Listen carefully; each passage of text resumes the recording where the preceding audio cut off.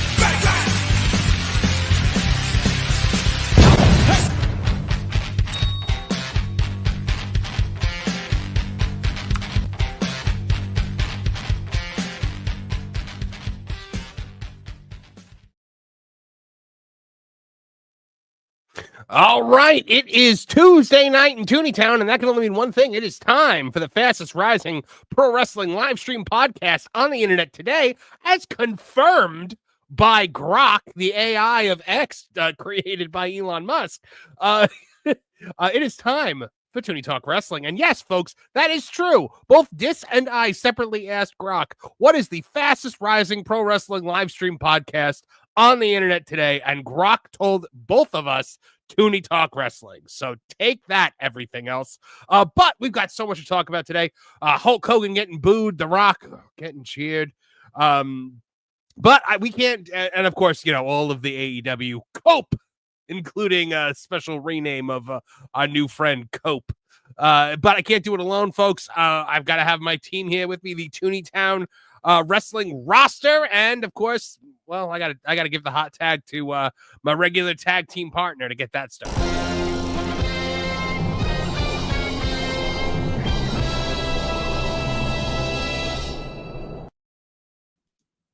There he is. I was watching the. It does look like Omos, or like Mark Henry and Omos. I will be making those for everybody. Like I did on Tooney Talk TV.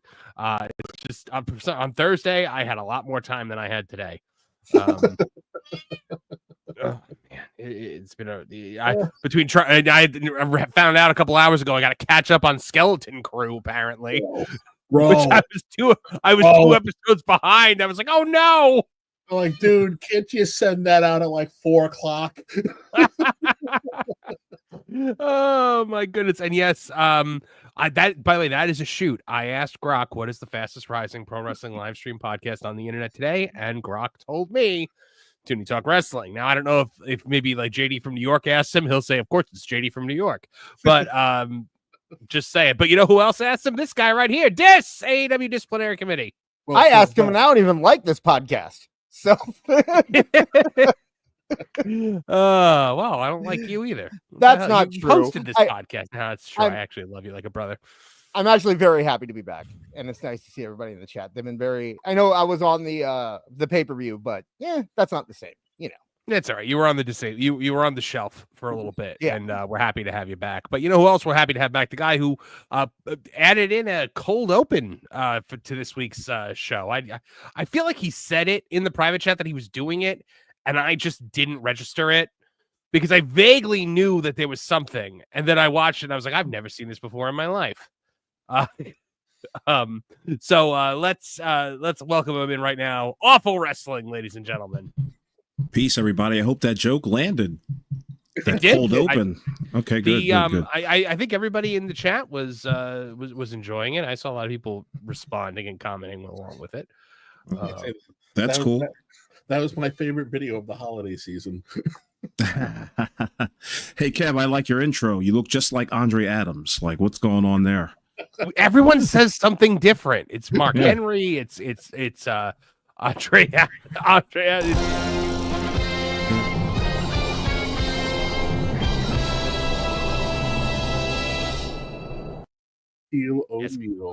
Yeah, No, you're all getting that intro, that kind of intro eventually. It's just whether I have enough time to sit down and explain to Sora what I want, Right. because that's AI generated.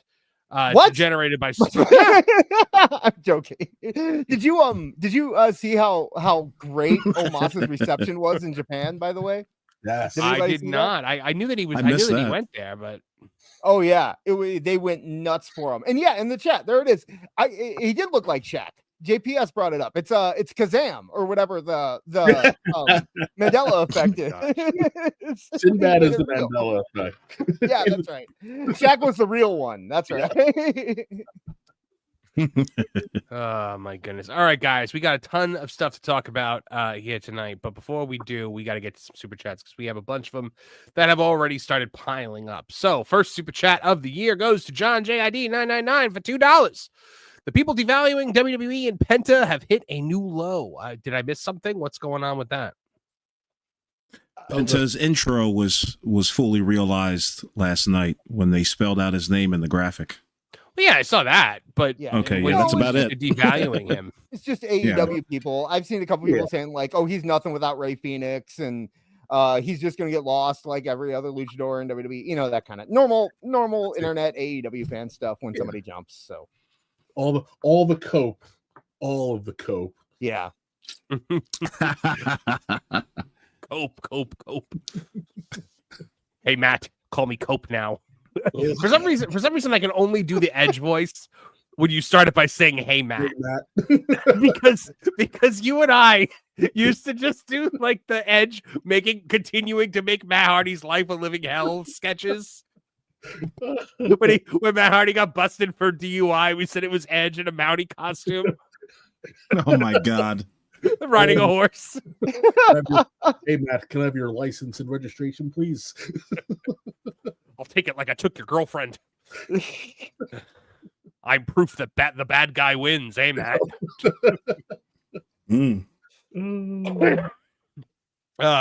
You and Cumia for $5 with The Rock embracing Roman last night. How do we get to a match at WrestleMania? Unless it's next year, you get to it by The Rock turning on him. Yeah. No, you don't. PW Insider was reporting a while ago that it was up in the air whether The Rock was going to be at Mania because there was a film that was shooting or something. And then Dave Meltzer came and ran with it. And, you know, he did his normal thing where he chose a side and just said it one way or the other, when obviously he didn't really know one way or the other. But it looks like he might have looked out this time, because I don't think you do corporate board member Rock on TV unless you know that you have plenty of time to rebuild the heel character going into the actual match. Oh my God. You don't We're have going to to get into it, anything, how much I though. hated The Rock last night, but Oh, listen. Before we go off on a tangent, because the SPO off between Triple H and The Rock was oh, we will talk about it. We will talk about it at great length. yeah, but it's nothing. The Rock is the Rock is at a place now where he can be what he wants you to want him to be. So all he has to do is rock bottom Roman, and we're off to the races. He made everybody love him again, so that when he decides to turn on Roman, you're like, oh, I can't believe I got to be mad at this dude again. And honestly, I feel you say he made everybody love him again. I feel like Homer Simpson and the Everybody Loves Ned Flanders thing. I'm like, not me. and honestly, considering that crowd last night was made up of 90% influencers, there's no way he was going to get booed last night in that arena, no matter what he did. So either leave him off the show or have him do what he did, and he can't leave him off the show. You know, we'll get it. We'll get there. Marjorie was there to talk to the Fraggles. That's it. Yep. Good, yeah, good one. There you go. Wait, Rock is Marjorie now? Yeah, Rock has always been Marjorie. I can never remember who we always said was Marjorie. I do it for the Fraggles. Marjorie. Kevin Hegarty for $5 says the Iron Sheik and Hot Rod was smiling down on Los Angeles yesterday. It's just it's proof that the Hot Rod left us at the right time because Hulkamania is dead. That's all I have. We'll get into it more in a bit, but I have always said Roddy Piper did not die. He faded into mist and blew away in the wind because his job was done. Hulk Hogan would have gotten cheered in Kentucky. Okay. No, we're gonna go when we go into this. I'm gonna make my case. They cheered when they played his music, and then they booed when he spoke. Listen, I am going to make my case when we discuss this because I believe that politics had nothing to do with him getting booed last night. No. It was something else altogether. Although, because he's been getting booed for years already. It's because Dead Man Inc. came rolling out there, and there ain't nobody more MAGA than him. To be fair, he didn't talk. If Undertaker might have grabbed a mic, it might have been. No, they would. No, they wouldn't Hogan's dare. Hogan's music got a pop, and he was going to pop all the way through his music. It wasn't until he started talking that people started booing. If Undertaker grabbed a mic, I don't know, dude. I don't know. I don't like the fact that Triple H did not save our boy Jimmy Hart from that embarrassment. Like, as soon as Jimmy Hart was about Jimmy Hart was out there to get cheers. Yeah, I know he was trying to be used as a shield against the boos. But if I were Triple H, I would have grabbed Jimmy Hart right before he went out there and been like, "Hold on, just let him go out there alone." No, this was a brand deal. This is the beer company said Hogan's got. We're getting ahead of ourselves. Okay, all right, go ahead. Well, yeah, good call. It's been 2.5 weeks. More for me. Oh, Elizabeth Gorman for $5. Can I get a birthday shout out for my son Kasabian? I guess is that how you say that? Kasabian? Yeah. Named after Linda Kasabian, I think she said in a later super chat. But he says he's turning 1 and loves the YouTube channel, especially Marv. Our that's got to be our youngest. Nice. Wait, yeah, Marv so happy birthday, Kasabian. I'm glad you enjoy it. Like Tooney Town is excelling in the 1 to 15-month-old demo. we've got Kasabian and we've got Duke. So that's 2. Got it on lock. Yeah. No, Kasabian's a kick-ass name, by the way. It really is. Yeah, I hope I'm pronouncing it right, Elizabeth. I really hope I'm pronouncing it right. And if he's pronouncing it wrong, it should be Kasabian. Yeah. If anything, I'm giving you an edit. Yeah, right. I'm also a big Chris Sabin fan, so I get it. Sorry. Go ahead. JPS for $5. Welcome back, Tooney Talk Wrestling. Did everyone have a nice Halloween? Well, I guess. Merry New Year. Andre Adams for $5. New year, new slander. Jack Perry built like needs a spot to do a push-up. Elizabeth saying he's named after Linda Kasabian. Forever Runner for $1.99. AI Piccolo is the love child of Mark Henry and Omos. How do you guys say it? Omos. Yeah. John Williams for $5. $5 says Triple H knew Hulk Hogan would get booed, but did it as payback for having to drop the belt to him in Backlash. The blackest day in wrestling history. Not Owen's death. Not the collapse of WCW. Me putting over Hulk Hogan. He doesn't even have the right amount of H's. You're 1/8 short. I'm better than you by law of numbers. Triple H took his H, dude. Triple H, because he was Hollywood Hogan before he fought Triple H, and then so he took his H. Yeah, take this. You take Hogan my got title, I take your H. No, I honestly think somebody was like, "Oh, Hunter, maybe we don't want to have Hogan come out. I mean, we are in Los Angeles. I mean, it's as blue as a Smurf's butt out there, and maybe we don't." And then Hunter's just like, "No, we're doing this. Mhm. We're gonna finish this story. Thanks for the beer money, Terry." Yeah. Monkey balls for $10. Raw having ads on the mat is disgusting. Oh, It's an insult to the business. I really don't like how they sort of kind of blend in with the mat. Needs to look more like copy paste, like Manouge. The only time I've ever enjoyed writing on the mat was when WCW used to have the Nitro logo and the pay-per-view logos on the mat. I liked that. I always thought that was a nice thing, a nice touch that WCW did. ECW, I think, also used to have the ECW on the mat, right? Right. So But yeah, I don't like the ads either, especially when one of them is a Saudi Arabian hotel. Okay. Who the ads are taken away? Can someone please explain to me why it's blasphemous to have ads on the mat other than Vince McMahon didn't like it? It's other than Vince McMahon didn't like it, because every sport on the planet does it. Right. But I happen to agree with Vince. It looks tacky, and if you're going to push a brand, it should be your brand. Okay. I mean, Yep. I think at that point, I think it just becomes a matter of opinion. At that point, it doesn't bother me, but I think it's because I have gotten so used to seeing it in boxing and MMA and that kind of stuff that to me it just looks like a bigger event when it has it, and when it doesn't have it, it almost looks like, well, no one wants to pay to be on it. You know what I mean? Like, I think that's the thing too. When you have all these new eyes, which, by the way, if Programming Insider is correct, we could be looking at like 3.5 mil or higher last night. And if you have all these new eyes looking at it and they see a ring that doesn't have ads in it after probably coming from MMA or boxing or Jake Paul fights or whatever they came from, it might just look like, oh, no one wants to buy to be on the ad. No one wants to buy to be on the mat. You know, but what was the demo? The Netflix demo.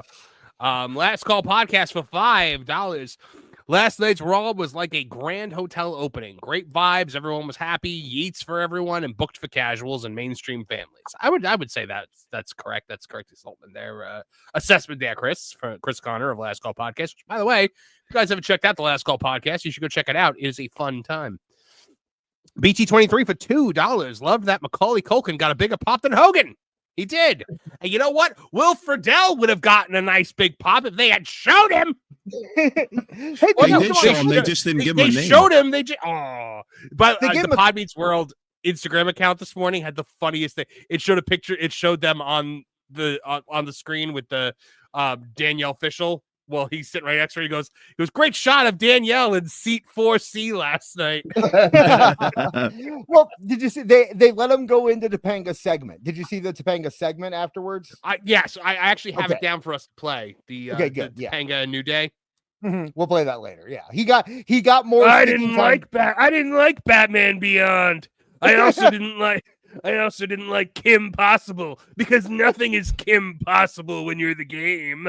Yeah, Ron Stoppable. I don't think so. You job to me tonight, Ron Stoppable. She gon' job to me. That's officially our headcanon for this. Triple H purposely did not show Will Friedle because he wanted to put himself over on Ron Stoppable because his name was too close to Unstoppable and he had to defy the odds. No, it's anybody that has wordplay, because he was terrorizing. He doesn't like anybody whose name is wordplay. Just Incredible. I originated this in the 90s. How dare you? DJ, we can't be friends anymore. I'm sorry, bro. I don't like wordplay. Hey, you notice Chrissy Carlton Romano wasn't there. Okay. Kim Stoppable. I'm just can we just all be happy that Ryder Strong wasn't there with them? Yes. Who played Sean, because he is the worst. I listened to Pod Meets World. He is just the most vapid, just unhinged hippie. I mean, he is so gosh, what is the word I'm looking for? He's completely oblivious to the way the world works. It's insufferable, and yes. So he would have thought it lowbrow, and he would have been sitting there rolling his eyes the way the Jack guy from Will and Grace did when the Three Stooges hosted Raw. When are they going to unthaw Ben Savage so he can show his face on television? Like, he's canceled. No. You know what? They did not cancel Ben Savage. Ben Savage stopped hanging out with them. Ben Savage cut himself off from the Boy Meets World cast when he decided that he was going to go into politics. Oh, I didn't say the Boy Meets World cast canceled them. I just said he was canceled. He got canceled by the people, by Twitter. Nobody cares about that. He's fine. If he went back, if he decided to go back and hang out with Feeney and Topanga and Eric again, everybody would forgive him instantly. Hey, Feeney, I'd give some more. Okay, we need to put some respect on that name. Feeney is, of course, we do. Feeney's amazing. But can we just kind of point out here also? Will Friedle, Eric Matthews got in the ring with Vader, with Big Van Vader himself. So lest we forget, and a fight between Danielle Fishel and Will Friedle was officiated by none other than Mick Foley when the show officially jumped the shark, when Mick Foley teleported out of the closet. And said, "Why am I here?" And I was like, "Wow, they're not even trying any." Even as a kid, I was like, "Uh-oh, this show's done." You know the funny thing about jumping the shark? Happy Days went on for what? Another 6 years? Oh yeah, no, the jumping Happy Days, the actual jump the shark. I mean, you can say the quality started going downhill. I think jumping the shark is like the point where it starts to slide down. People take it to mean the point of cancellation now. I think Boy Meets World jumped the shark when Sean rescued Eric rescued Sean's brother from a coven of witches. I think shut your mouth. That episode's awesome. That episode's awesome. When he wins because he put sun lotion on his ass, and he's like, and he goes, "Begone, Satan!" And the Satanist witch is Candace Cameron. Like, it's so good. DJ Tanner, the most Christian woman on the planet, is playing the satanic witch. Like, it was brilliant. The last two seasons of Boy Meets World, man, they're fantastic, and I will hear no slander against them. The last season, Eric just became retarded for some reason. Yes. Really did, yes. Oh my god, when he's hiding in the couch, when he's hiding in the portrait. When he's sneezing the lottery numbers, when he plays with squirrels. I mean, it was. It's amazing. Like he gained 20 pounds, and the producers were like, "Well, we can't make him attractive anymore, so he's got to be funny." I don't know what else to do. Somewhere around the third season, they realized that Will Friedle was actually funny and had amazing comedic timing, and then they just started. The snowball was rolling downhill. It was a gradual, like, he was gradually driven insane. Because in the first few seasons he's just like girls, but we're getting off on a tangent. Liga J81 for $2 says Lita was full of cope during and after her WWE run. Full on cope. Regina Sharp, because I forgot during the TV stream. Glom gold. And yeah, no, that's true. And Glom gold. I feel better now that that's happened. Hey, Mark, before we move on, I don't think we're going to wrap back around to Boy Meets World. You might want to play that clip with the New Day now. That might be the time to do that. Yeah. Hold on. Let me get through the super chats and then I will. Okay. Joseph J. Alexander for $5. Marv, could you give my channel Full Circle Radio Network a shout out, please? I could really use more eyes on my content. Well, guys, what are you waiting for? Go subscribe to Full Circle Radio Network right now. What are you waiting for? It's right there. Full Circle Radio Network. Go check it out. I have no idea what their content is. I'm really hoping I'm not advocating for like child sacrifice right now. Right. But she's gonna be like search in the Pornhub search bar.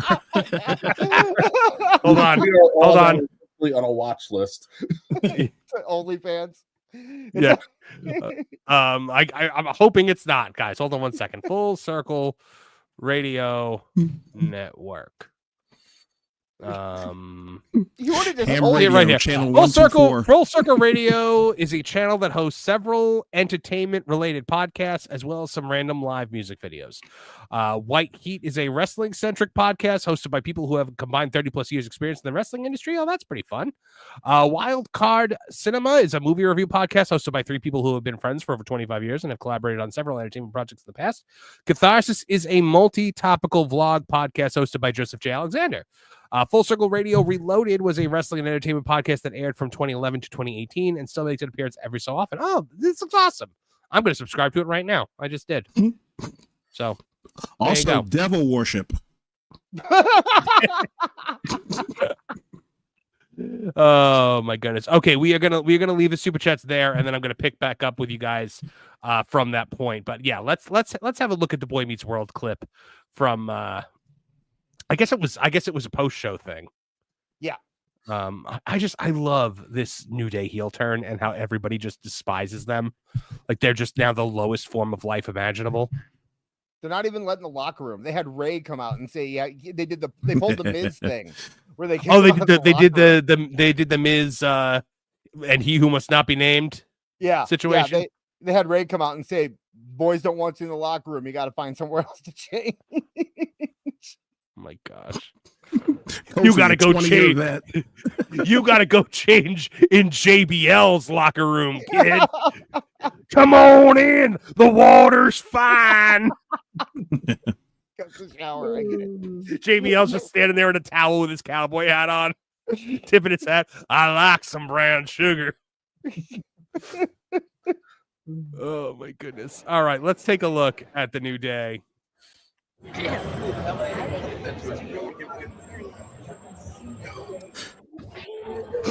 Hey! Topanga. I always wanted to do that. So good to see you again. What's up, man? I haven't met before, but you know, how you doing? Good. It's good to see you. You're at the show tonight. Hope you had a great time. Had a good time. It's done. We finished. It was like they didn't even mic Eric and Topanga. She said New Day sucks, and Eric just went, "She's right." Oh, you missed apparently Danielle is a wrestling fan, so yeah, I'm sure her Twitter has been flooded today with tons of well-washed individuals being like, "No, you have to watch AEW instead." Oh, it's so epic and sucky. Like Vanessa, did you see Vanessa? Please, Topanga, please watch AEW. It's so much better. You think that's awesome? You should be watching this. Oh my god! Don't you know who Kenny Omega is? No. Topanga is a cultural. She's a huge point in culture because she is the thing that got white guys to like thick women. Before Topanga, white guys were always into thin, but the generation after Topanga, that's when it started. Is not Delta Burke? Not Delta Burke. That's just fat, brother. All right, so Topanga, I would say is up there with Kimberly the Pink Ranger as my generation's Marsha Brady. Yeah, and what's her name from Saved by the Bell? Tiffany Amber Thiessen. Kelly Kapowski. Yeah. Elizabeth Taylor. Yeah, to some extent. What is happening? Elizabeth Taylor. Yeah, Elizabeth Taylor was Awful's generation's Marsha Brady. Yeah, there you go. Stacey Dash. What? Yeah, there you go. That's my cup of tea right there. I knew it would be. All right, guys. So before we get into the raw of it all, you want to talk about AEW on Max a little bit? Hold on, please. I just want to say one thing. Okay. I don't know if I'm gonna get back to it. I'm of the opinion that Vince would have booked this Raw way better. We'll definitely get back to that. We're going to talk about Raw later. I'm very underwhelmed, but thank God, because I thought I was the only one that didn't like this Raw. I fell asleep. I wanted to be doing anything else. This is still on. I can't believe it's back to being 3 hours now that it's on Netflix. I was like, what was wrong with 2 hours? 2 hours was great. And listen, Triple H, 2 hours of Triple H awesome said week that- a little hard too. Triple H did say it's basically however long they need it to be. So you know. So we're running like a early 2000s indie. Yeah. Oh gosh, I hope not. I hope not. I don't need that. I don't need that back in my life. All right, guys. So AEW on Max. What did Dynamite do this week, guys? 500 something, right? 588. So pretty much no change from last week. Like None. Like 40,000. I mean, and granted, it was a Christmas week, and the week before, if you even count the week before, they only went down like 70,000 or something like that. It's not a huge drop from their normal average. Yeah, but so I'm supposed to believe that everyone that watched last week watched again on TV, and like 9 million people tuned in on Max, because it was as predictable as the tides. With Meltzer be like, "Oh, the Max viewership was through the roof." No, it wasn't. They didn't make the top 10 on Max. I mean, Max has less subscribers than Netflix. Raw is number 1 on Netflix. AEW didn't show up in the top 10 on Max since it's been on there at all. So you can take that for what you will, but yeah, they're not, it's not. Well, that's a the thing. success. Doing well on Netflix is a lot different than doing well on Max, because Max has such an infinitesimal market share. Yep. It's one of the lowest to the point where, I mean, like literally they have just been selling off all of their assets the last couple of months. They are the second to last in terms of well-known streamers.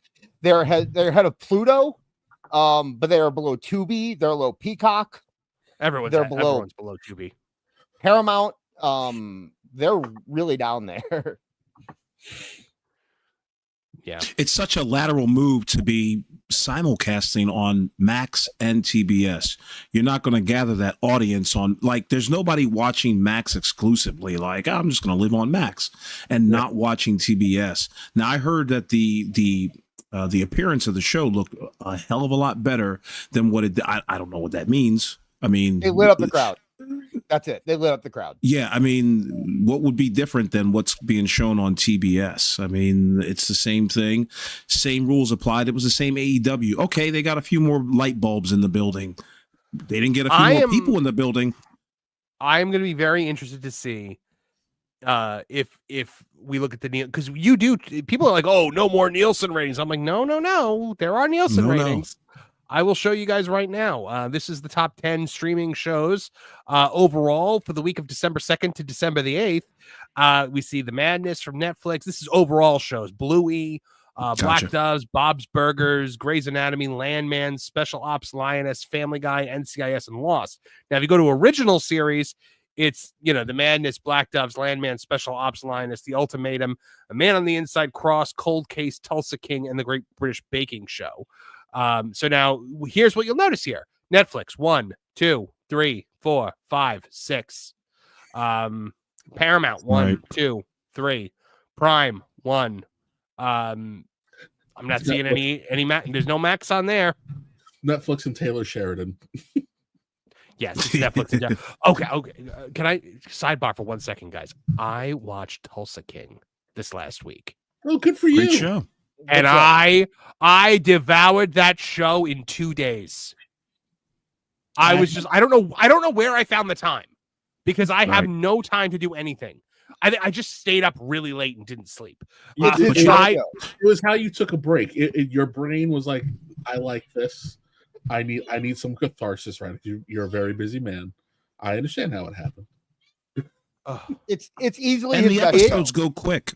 It's a very quick, easily digestible show that just is on rapid fire the whole time. It's the best show I've seen in the last year. I think it's up there with Penguin, if not better than Penguin. Stallone I've never seen Stallone be so awesome. And of course, Taylor Sheridan is incredible. I mean, I love Yellowstone. Stallone plays an elderly fashion model. Every outfit that man has on is just like, this is the stuff, my wife says it all the time, this is the stuff that Sylvester Stallone always wanted to wear, and now he gets to wear it. I think, dude, Taylor Sheridan, I think, is the most overrated creator on television right now. I can't. Yellowstone was Dallas. I thought I was going in to watch a Western, and it was just Dallas. And Yeah. and that stupid show with the stupid guy on Paramount, the one about the prisons, that's the slowest show since Severance. Okay, like that show happens to have Hawkeye and Green Lantern in it. It does. Yeah. It should be okay, and it's not. Which show? The prison one. What's it called? I'm brainstorming on it. The king of Kingston. It's something of Kingston. Mayor of Kingstown. Mayor of Kingstown. Oh, okay. There it is. Yeah, it's stupid. Oh, okay. But yeah, anyway, it is it'll be stupid interesting. show. It'll be interesting to see if Raw is in the top 10 next week. I'm already tell you. So the one that I heard was the Dynamite got about 60,000 views on Max. Now, I don't know who reported that or how they figured it out. They just took the average Dynamite rating and subtracted what they got, and they assumed it was 60,000. I actually watched that happen live. So that's not a accurate thing. The only people who can release numbers is Max, and Max has not released any numbers because they're not going to be on the top 10. They're not going to be in publications anywhere. And because Max won't release numbers, they're always going to have plausible deniability. They'll say, hey, look, those numbers right there, that's for streaming and that's for people who watch afterwards. But this was live. So you're not going to get the same amount of people watching live as watch it throughout the entire week. It's going to be insufferable because we'll see how well this goes over with investors' calls. I think that if Superman bombs in the box office this coming year, I think it's a very real possibility that Max goes away within the next 3 years as a service because they're already selling off all of their content, like the animated DC movies. They're all on Netflix and Amazon Prime right now. Dude, I think it's a possibility that Max goes away anyway because at this point, the only thing that really mattered was Discovery Plus, and Discovery Plus was doing significantly better than Max was. Didn't they combine? Yeah, they combined, and then Discovery Plus was like, nah, never mind. Yeah, they separated Discovery the companies. Plus. Yeah. Oh, because Discovery Plus I saw had Babylon 5 on it, so I went to watch that on Max, and it wasn't there. I had to go subscribe to Discovery Plus. It was when they merged them. Discovery got devalued so harshly because they realized, wait, we had that many more subscribers than this thing did. Right. There's no point in having them separate. We're just killing ourselves. And here we are. So I would be shocked. I mean, well, their entire WBD TV division is now broken off of WBD. So they are two separate companies at this point.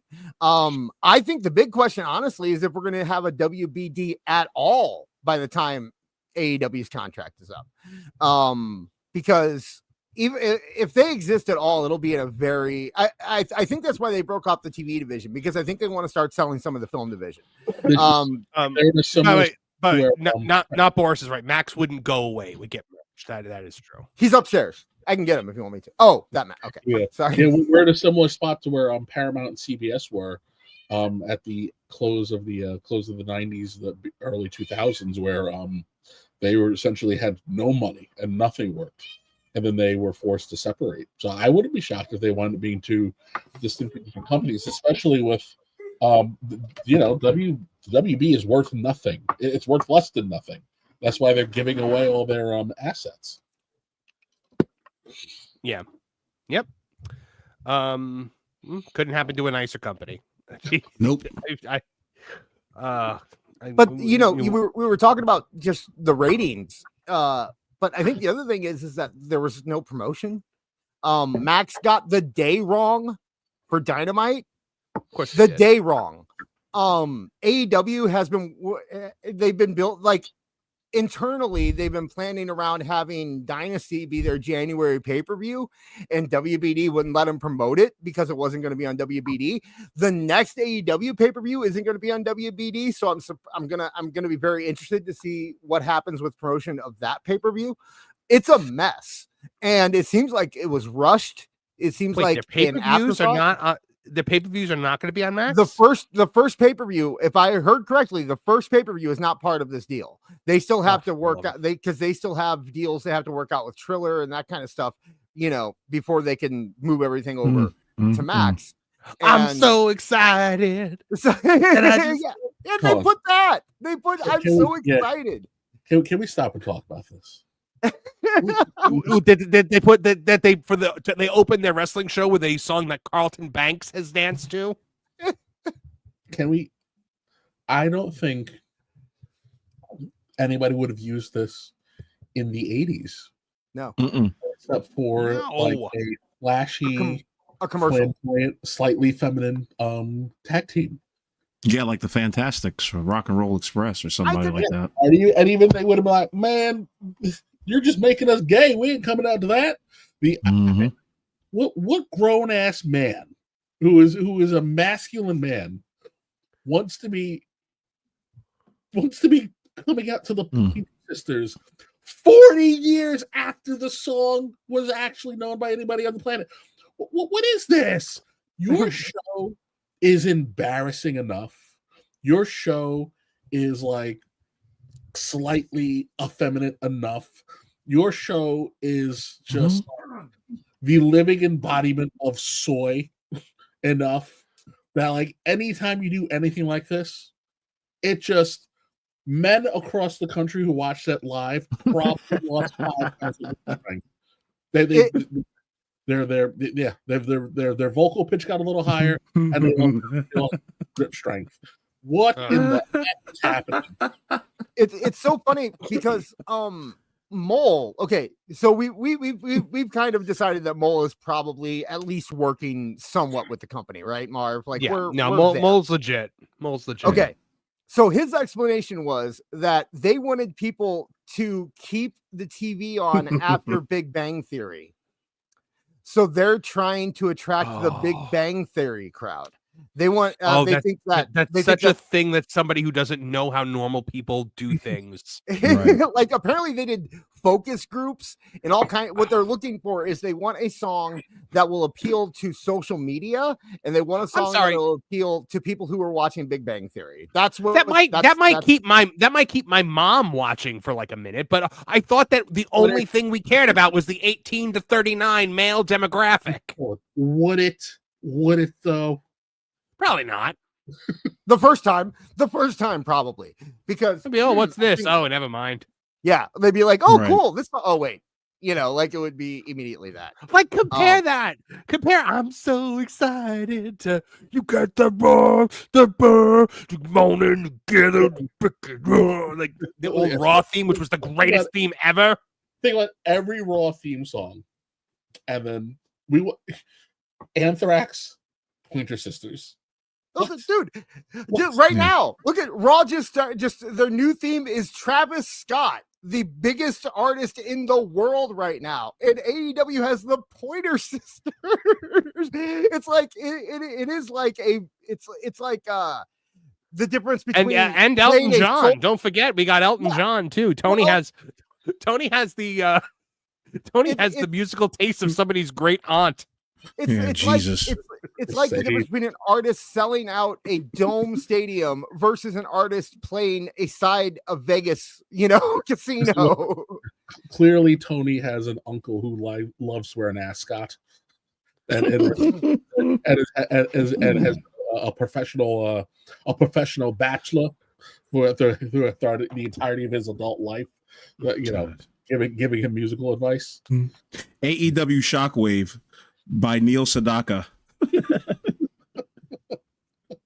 Like who are these people from the 80s that you're trying to foist down these youngsters' throats? And it's a shame. It is a shame though, because AEW right now, because of what we're going to be talking about in a few minutes, because of the Netflix premiere, a lot of people really enjoyed that, but a lot of like big wrestling fans did not. And they might be looking for an alternative. And AEW could really take advantage of this situation. And they're not going to. They're going to have the Pointer Sisters. They're going to do this. That's cute, they normally do. But we all know that that's bull crap. I don't think it is, dude. they're gonna have the Pointer Sisters. They're gonna have Kenny Omega. They're gonna have Moxley. Moxley is the biggest detriment they have right now. Right. How about you know what? But another big thing happened this week. Kenny Omega made his glorious return to the ring, not for AEW, With a new theme song, with a new entrance, not in AEW. How little respect does this roster have for this man? Where like Kenny Omega's comeback was not on AEW after being gone for over a year. I hope Tony tacks on injury time to his contract if he has the balls to do it. But man, oh man, and then again, you know, these Tokyo Dome shows that Meltzer creams himself over. I didn't realize they have never sold the Tokyo Dome out. Did you see the crowd? It was like 24,000 people. They were just on the floor. They didn't. Yeah. It's like they didn't even sell above the floor. It reminded me. I went to see Kev at an indie show one time at it was this hockey arena, and that's exactly what it was. It was people were sitting around the ring, and then nobody was in the stands. And I was like, "Oh my god, that looks like that indie show that I saw Kev at." It looked like an old, like late era World Class Championship Wrestling baseball show, baseball stadium show. It looked terrible. It looked absolutely terrible. And you want to know the greatest travesty that happened that night is apparently New Japan Pro Wrestling needs to find a new commentator. They certainly do. For 2 months, yeah. They said it's for 2 months? 2 months, yeah. Because Chris Charlton is on an indefinite, you're saying 2 months, hiatus from NJPW commentary due to his anti-AEW comments during the Wrestle Dynasty show, as per Dave Meltzer. The man was cooking AEW, EVPs, and Tony Khan the entire show. Charlton referred to Khan as a money mark during Kenny Omega and Gabe Kidd's co-main event match in an apparent attempt to add some fuel for an AEW versus NJPW angle. Among other comments, he also questioned what Kazuchika Okada, Jay White, and Will Ospreay have done since signing with AEW and unfavorably compared the Continental Classic to the G1 tournament. So he told right. Yeah, but he was doing it, you know, in God, this looks like Harry Potter. But he was doing it in a way that was supposed to further an angle. And if you guys remember, we talked about it on this very show when we had Ant Evans, who, by the way, might be coming back to the show next week. Yeah, or some weeks soon. He's definitely coming back. Nothing etches stone. Yeah, I don't want to etch it in stone. But when we had Ant on, he said to us, guys, we were not allowed to hit back at Tony Khan when he was trashing TNA every single week. He wanted to write a bunch of zingers about, you know, Kenny Omega, you know, if only you had someone that hit that hard at Fulham, or like something really like simple about Fulham. And, you know, no, we can't do it. We cannot hit Tony at all. Despite the fact that Tony's hitting us, we're not allowed to hit Tony. So, so some things have come out that have made this interesting, to say the least. Okay. He was trained by Kevin Kelly. Oh, so he's even more so. Yeah. He was trained by Kevin Kelly. He's friends with Kevin Kelly. He sided with Kevin Kelly. So there might be a little more to it. Reading that Superman 2 clip. Revenge! Yeah. Revenge! Yeah, guys, I can't believe, like, he is the softest human being on the planet. There is no one with skin that thin. Yeah, but I heard that Tony Khan didn't have to prod New Japan to make this move, apparently. And, you know, New Japan was already, they didn't like what he was saying without Tony Khan having to even know about it. Because apparently the stuff was in Japanese. Yeah. No. What I hear? He did. He was doing the English commentary. Okay. Yeah. Gotcha. I'm going to throw a little, and maybe, you know, I think Bushiroad is looking to sell. Great. I don't think they want to sell to Tony Khan, to somebody. I don't think their heart's in it anymore. They don't seem to be really trying to build stuff up as much. When death of New Japan Pro Wrestling will be Tony Khan buying it. Yeah, I think I'm telling you right now, the Japanese fans are never going to stand for some dweeb weeb gaijin owning New Japan Pro Wrestling. It's never going to happen. yeah. We need to be honest though. New Japan in the last 30 years, I'll be a little gentler. In the last 25 years, has only had 6 good years. No one's shocked that no one's going to these shows. It's just the allegiance to the alliance with AEW. I'm sure they thought that it would have made some inroads with Western viewers in an effort to pump whatever their show was, but they backed the wrong horse. And which is probably why we're starting to see a warming of relations with the WWE, even though we all know Hunter made a boo-boo in trying to court Okada, and then someone was stupid enough to put him on camera. What happened? It's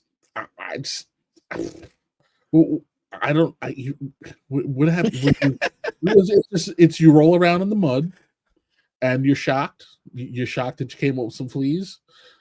And no one can differentiate the pigs in the mud. It's like you played in crap, now you smell like crap. Big shock. Did anybody watch this show, by the way? Tony Schiavone played the tweet and delete game. Speaking for all of us at AEW, go F yourself. And speaking for all of us who have been around you, take a shower once in a while. How dare Tony Schiavone? Tony Schiavone looks like he stinks to begin with. Seriously, Phony Schiavone. Phony Schiavone is a better real Tony Schiavone than Tony Schiavone. I had to look to make sure this wasn't Phony Schiavone. Phony's not. No, he's not. He's not a hack. That was that's not comedy. You're right. Honestly, if I'm a New Japan fan, between the choices, if I had to choose between Tony Khan buying New Japan and Endeavor buying New Japan, it's Endeavor all day long. Because Endeavor at least will keep the people in charge and let them do their thing. If Tony bought New Japan, it would become AEW Japan. And it would just be Tony booking it, Tony doing just like he does Ring of Honor, just like he does AEW. He wouldn't let anybody else touch it, and he'd do it all himself, and he'd ruin it. So honestly, if I was a wrestling or a New Japan fan, that's what I'd be looking for right now, because Bushiroad just doesn't seem like they care anymore. They're not the same people that owned it 6 years ago. It's a different company basically. They're not promoting stuff.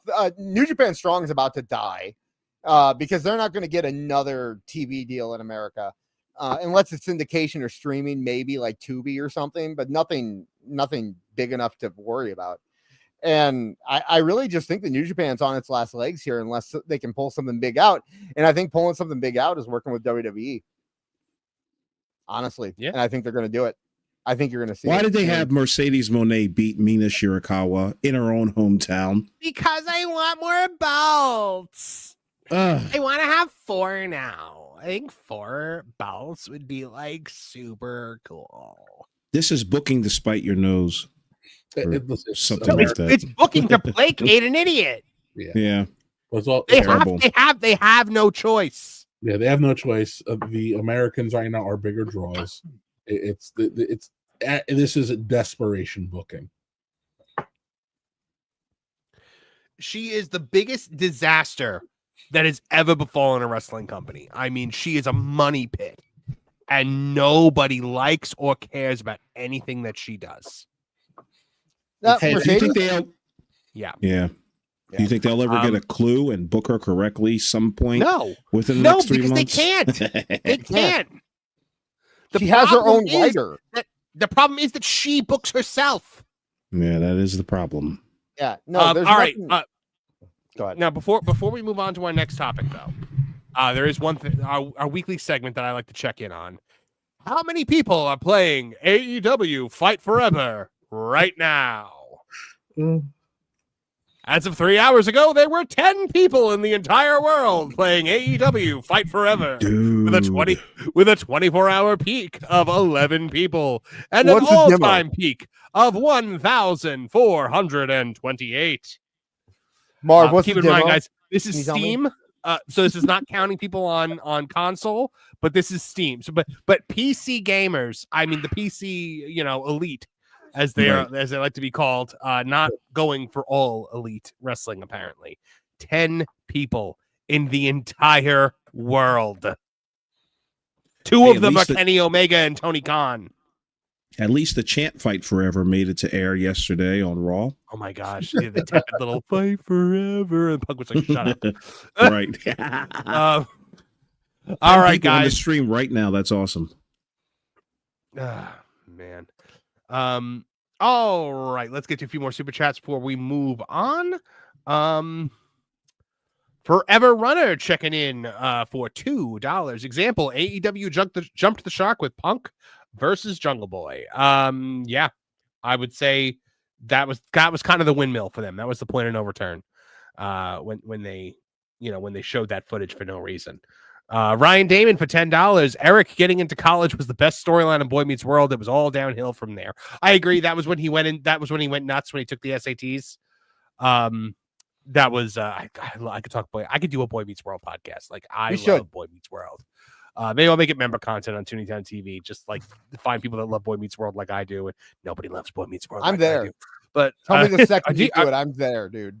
Are you a Boy Meets World person? Oh my gosh, man! I've watched that show front to back probably 30 times. Oh man, that's so great. Andre Adams for $5 says, "Random thought: has any man been the father of an episode of on an episode of Maury?" Yes, they have. Yes, yeah. Yes, I have seen men be the father. They always man up. There have been especially some really questionable ones. Like Maury, you changed the answer on this, bro. I'm sorry. It's always funny when they are the father because they start off real angry, right? Like they start off like throwing chairs and yelling at the woman and stuff like that. And they go to commercial break and they come back and he's like, "I'm gonna be a man. I'm gonna step up. I'm gonna do this." Every time. Why they gotta all talk like that, huh? What are you trying to say, Dis? I don't know. That's what I said. That's how I talk. What do you want me to say? Yeah, sure. Right. That's how you talk. Painfully white. Your invitation painfully white. Exactly. It's weird. It's white boy talking like Grande. LaShonda Kwan says that you wrote college Young Ray Weekend. Why is that? No, dude. Most of the time, it's my white favorite. Trash most of the time on Maury, it's white trash. Like 90% of the time. There's a Jerry. By the way, there's a Jerry Springer documentary coming out on Netflix tomorrow, and I'm very excited for it. I can't wait to see how trashy it gets. I had a point to make about Maury Povich and the UI the father. Oh, if ever it starts out with a guy crying because he's like, "I just want to be the father so bad. I can't believe that she says it may not be." Like that guy is guaranteed to not be the father. Yes. And because God forbid there be a happy ending. Yeah, let's bring out the other candidate, Mandingo, and then that guy comes out. Yes. Yeah. John Shandy 999 for $2. WWE shows how irrelevant AEW is last night. Yes, they did. JPS for $2. No fair. I hated the New Day before it was cool. You're a hipster for hating the New Day. I love it. Dial C4 for $2 says, "Can we protect Kay Adams?" I'm sure we can. I'm not interested. They are like after her. It's like watching Night of the Living Dead. just surrounding that poor account, punching through the windows. You have to like Eddie Kingston. No, if you thought that was cool, you could be whatever his name is, break his leg doing 450. No, wait, they mentioned Okada. Who is Kay Adams? Same. I don't know. She's like some sort of social media influencer. I think she's a part of. Did she say that she liked WWE? Did she say she liked WWE? Indeed, and she wore a Raw hat. Yeah, she wore a Raw hat and said she's a wrestling fan now. Yeah. Oh boy. AEW. Like why? Why is this such a thing for you? I like Tulsa King. I like Tulsa King a lot. I mean, if somebody's like, "I watch The Sopranos," I'm not going to be like, "You have to watch Tulsa King." Like they're doing it with Vanessa Hudgens. Important to these idiots. Oh. They're doing it with Vanessa Hudgens too. They're like Of course they are. desperately trying to get her because she's been on 2 shows now. So they're really freaking out about her. Like Can I read to you one of the comments that was said to Kay Adams? She wrote a tweet that says, "This is awesome." She got 8,000 likes. A lot of people saw it. They enjoyed it. And then there's somebody put at the bottom as a comment, "LOL, that wasn't even real wrestling. That was such a snooze fest that I even had to put my kids to sleep." If you want to talk about real graps, make sure to watch Kenny Omega versus Kazuchika Okada.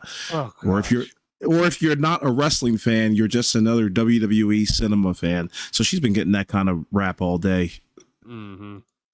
CWJ 128 for $2 says AEW got lucky. The Sugar Bowl got moved.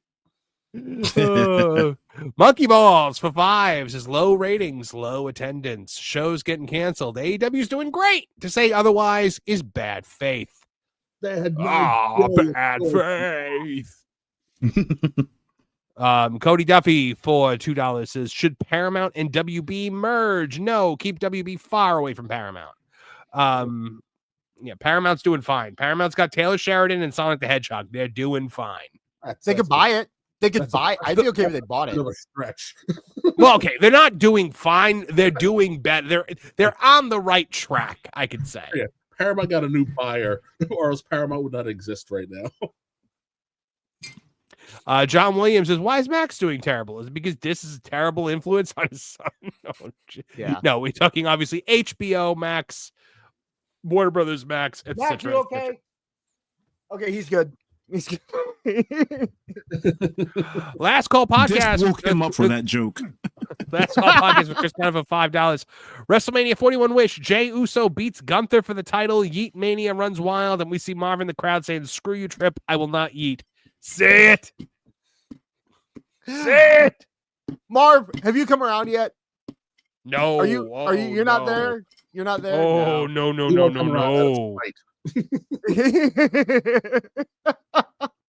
I have not forgiven him. Jey Uso can rescue Mrs. Monster from a raging inferno, and he will not stop. As long as he doesn't say yeet after.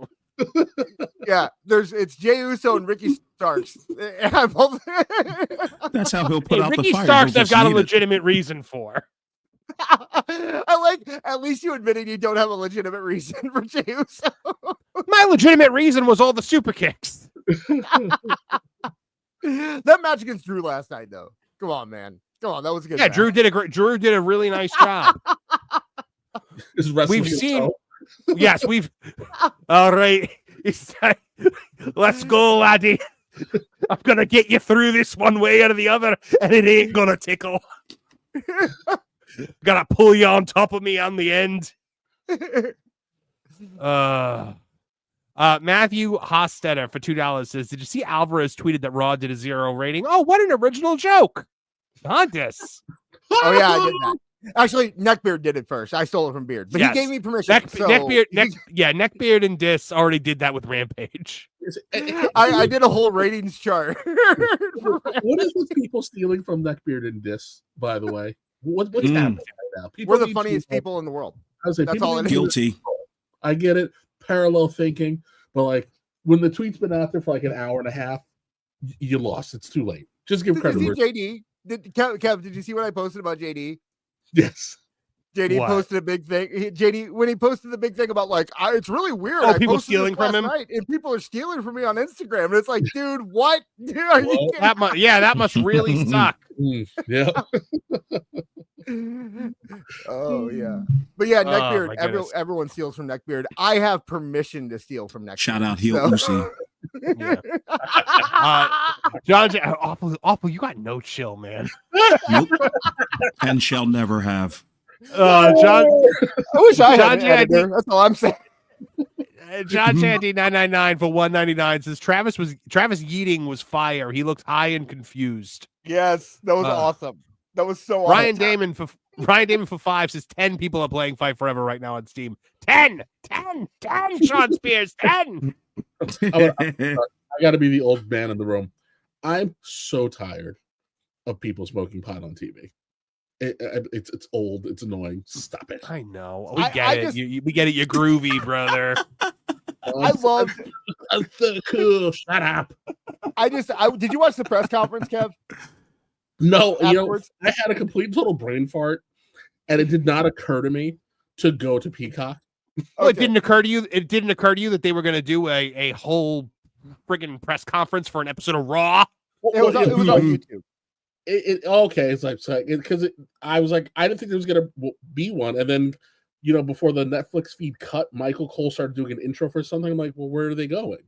Yeah. So then I farted around Netflix for 5 minutes. Then I was like, well, where the hell is it gonna be? And then I was like, I'm going to bed. The only reason I asked is because Jay just did an interview. He didn't do the press conference, but they asked him about Travis Scott using the vaporizer, and he goes, "Yeah, man." He goes, "I just wish I was hoping he was gonna give me a puff, but he didn't give me a puff. I did yeet the smoke away from the kids, though. I don't know if you saw me do that." Oh my gosh! Well, at least he did something good. Yeeting for the kids. The only yeet that I know of is somebody asking you, "Do you eat yet?" No, not yet. I'm hungry. Okay, God bless it. That's a Jim John Cornette Williams. joke. That was a Jim Cornette joke. John Williams for $4.99. Did Jim Cornette make that joke, or is it just a Jim Cornette style joke? It just sound. If you said that in Jim Cornette's voice, I'd think Jim Cornette said it. John Williams for $4.99. Tony failing to prove that the story that Tony forbidden criticism from TNA wasn't valid. Yes, I get what you're trying to say. Oh. Yes, that Tony has proved that he is the softest man alive. CWJ 128 for $2. Could the WWE sell the Tokyo Dome? Absolutely. And when it's gonna happen, and Meltzer is gonna lose his mind. Yep. What sells that stadium, gentlemen? I hope it's a Backlash too. Yeah, it's gonna be something like Backlash. It's gonna be Backlash or Money in the Bank. I bet you it's Money in the Bank. Eventually, they are gonna do a pay-per-view in Japan. They're gonna do it in the Tokyo Dome, and they're gonna sell that place to the rafters. And did anybody notice? I'm sorry. I would say Meltzer's going to have a heart attack about it.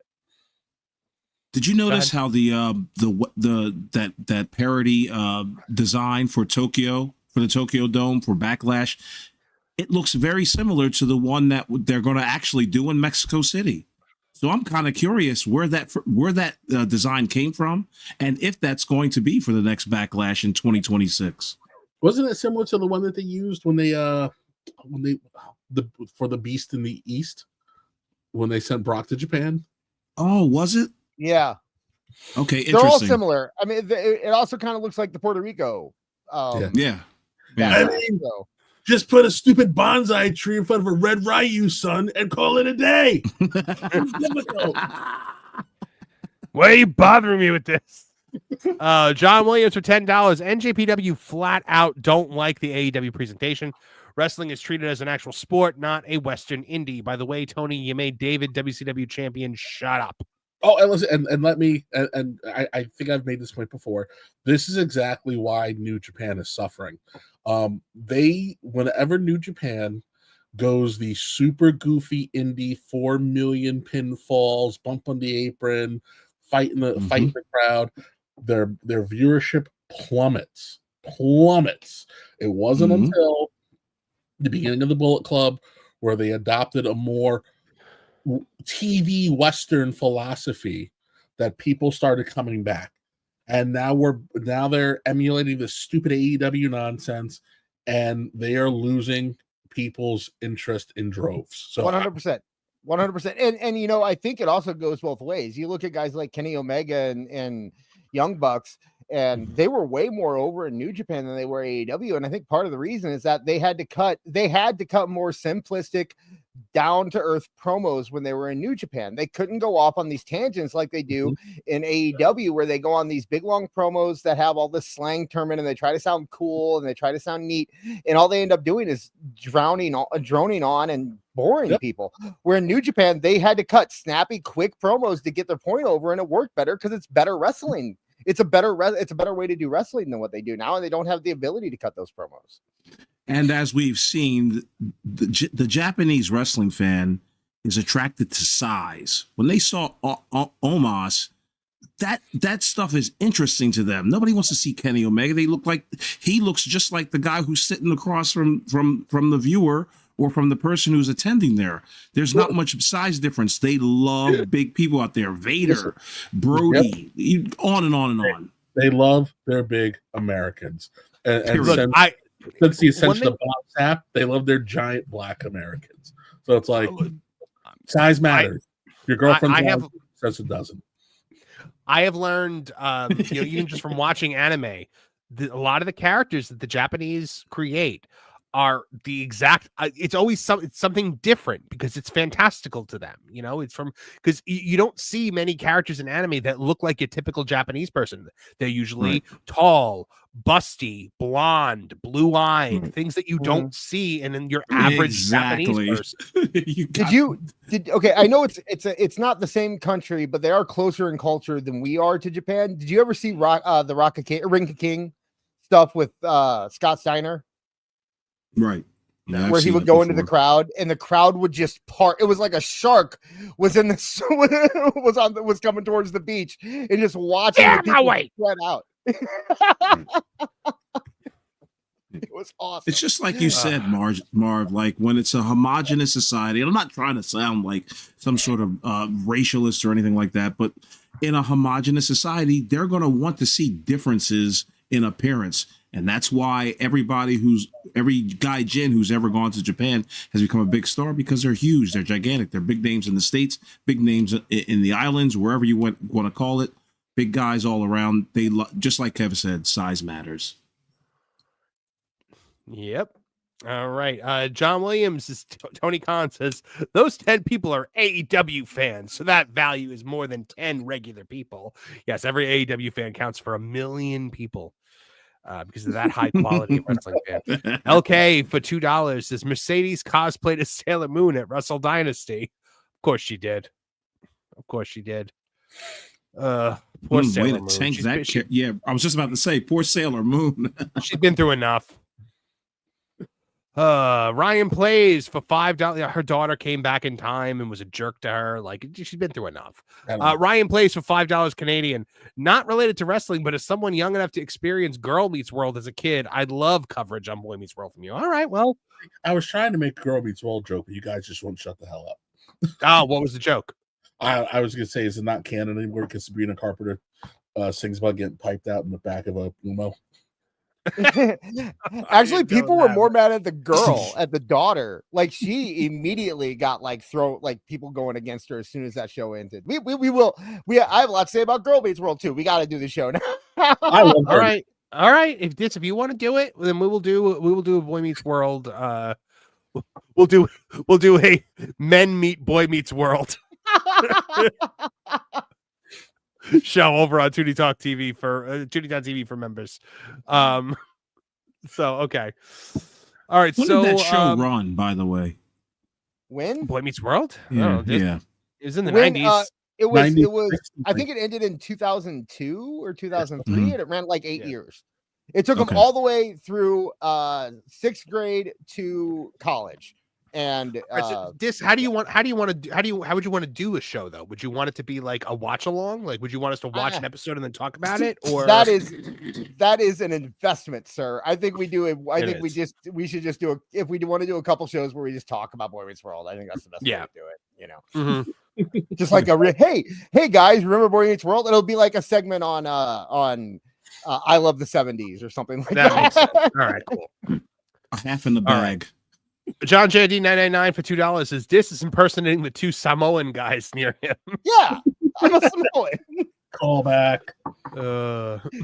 Craig Churchill for $5 Canadian. Maury not selling "You Are Not the Father" branded condoms was a missed opportunity. That is true. Ryan Damon for 10. I want to do a podcast series with Kevin Apollo and the guy who stopped watching after Voyager. Make him watch Deep Space Nine and beyond. Who was the guy that stopped watching after Voyager?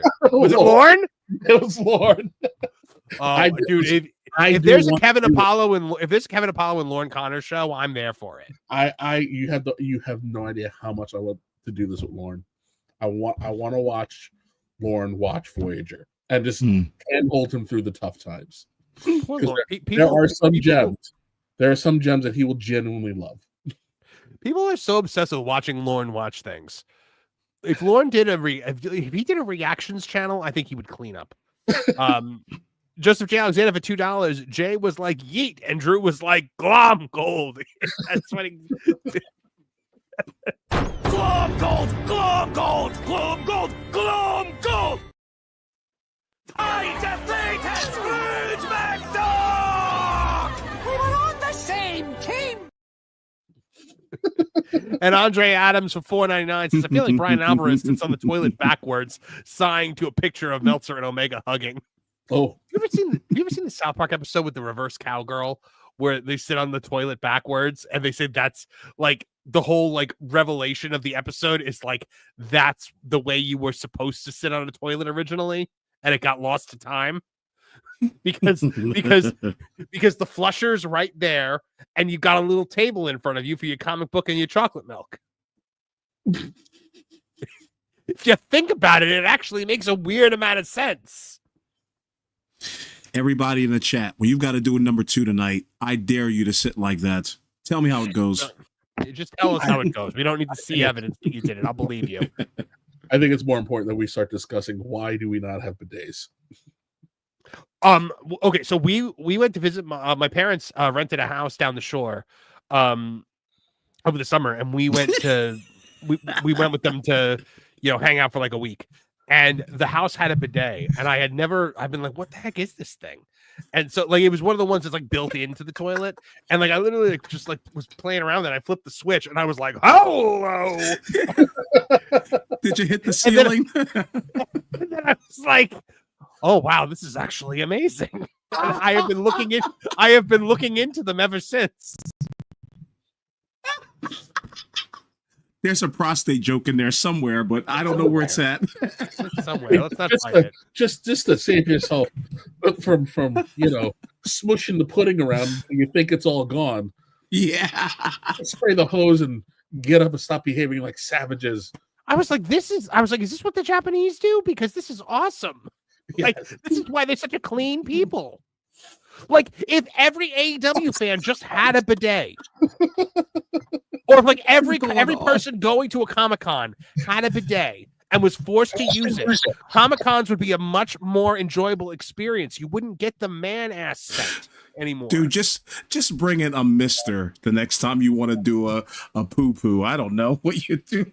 Oh man, I'm thinking about buying a bidet. Are we talking about bidets? We should do a podcast about bidets. We should do You stepped away for a second?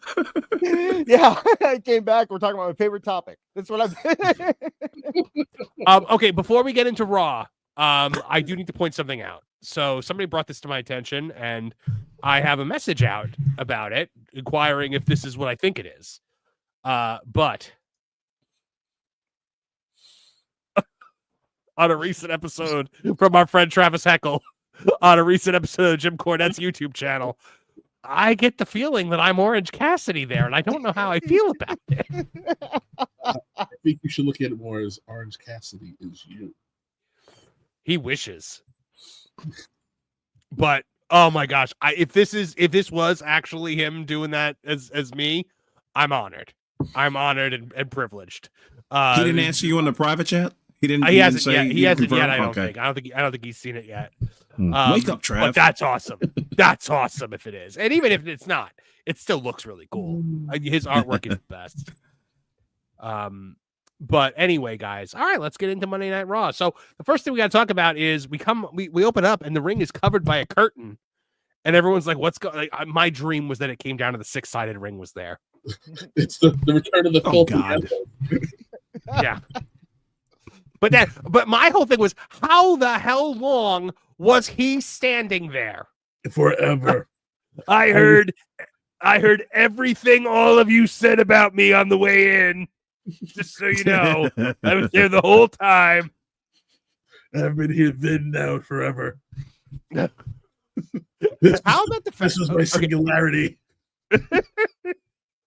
Okay, so clearly, The Rock is just allowed to call his shots at this point. It's like The Rock says he's gonna go out there and he's gonna cut a promo about nothing. Nothing. The Rock. Hold on. How about How about the fact that he's like, The Rock says, show the Netflix executives. And the camera member like, what? And Trips in the back going, find them, you fools. He got to go out there with 4 bed sheets, pyro. He dropped insider terms and said, welcome to Netflix. The Rock will not be outdone. What do you want to say? Absolutely nothing. The Rock wants to mention Cody Rhodes, and then The Rock wants Cody Rhodes to materialize in the front row when he does it, and conveniently forget that The Rock tried to murder him and talked a lot of weird crap about his mama. Everybody keeps forgetting. They made up the night after. They did. And they did not. That was a threat. He gave him a precious heirloom. He gave him a gift. He gave the man a gift and said, don't break my heart again. They made up. And he never turned on Roman. The Rock never. That was slick, Kev. That was Roman. good. I'm telling you, The Rock did not turn on Roman either. People have in their head canon that Rock turned on Roman. He looked disappointed in Roman. He said that Roman couldn't get the job done, but he did not turn on Roman. And he said, where in the world is anybody saying that Rock turned on Roman? That's interesting. Everyone was like, I've heard a lot of people saying, like, why didn't Rock go after Roman? Like, not just last night. It's been since the last few times. Because everyone has known for so long that this is what was going to happen with the Bloodline Civil War, that in their heads it happened. Right. Exactly. Yep. And we're done. That's the show, guys. Thanks for See you next week. The slow off had the show start at a brutally slow pace. I'm like, oh my god, these two are outspoing each other. And we're 15, almost 20 minutes in. The Rock's greatest talent is that The Rock can raise goosebumps on his arms just by flexing. Really, I think it died. I think the worst part was The Rock. I thought Triple H's intro and coming out of the video package and everything was great. I thought it was great. Despite Tripp's compulsion to be the face and voice of everything in an era named after himself. But he runs the company. I mean, dude, I don't know. Vince did it too. Like Eric Bischoff did it. Everyone ends up doing it. I guess I just kind of block it out at this point. Like even when I was saying Tony should do it. I was saying Tony should do it. I was saying he should be on TV because like at some point it's just kind of where you got to go, right? Like at least Triple H isn't a character. That's when I think it would be. That's when I think it would kind of jump the shark a little bit, but well, not jump the shark. WWE's never going to jump the shark. But all right, people, The Rock's got 10 minutes to fill, and you're all coming for a ride with The Rock. God, it was just that was the terrible. bad part. Yeah, man raised his eyebrows and got a gigantic pop. Like that's crazy. Can you at least make a note to say? Can you at least say that it's the single biggest arena gate in the history of WWE, and not clearly forget to say it, and then spout it out really quickly while moving on to your next point? Oh, The Rock promises, because he 100% forgot to say it. It's one of those things where I didn't like the segment, but I understood it. I get why you have The Rock on the show on Netflix. I get it. I didn't like it. I wasn't entertained by it, but I guarantee the kid at home who was watching. What did you just say, Des? You weren't entertained by it. You told us the show was great last night in the private chat. I said The Rock segment.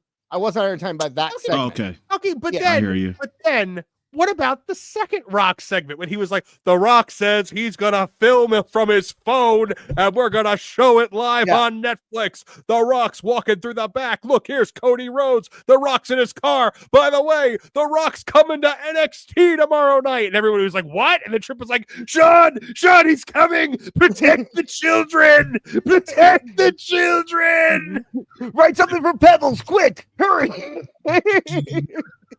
Give her 3 segments. The Rock doesn't need keys to the building. The Rock is the building. I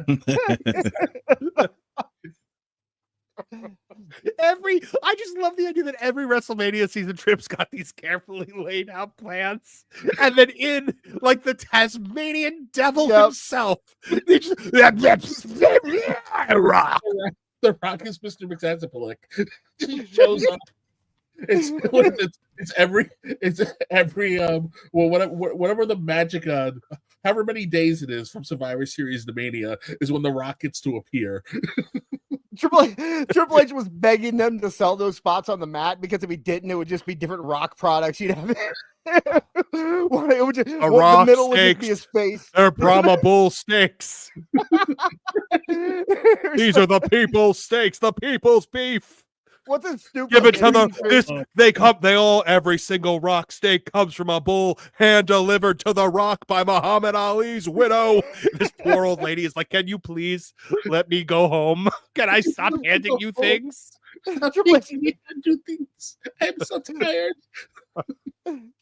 He's just like, quick, buy Hogan's Beer Company or something. I don't want to. Rock.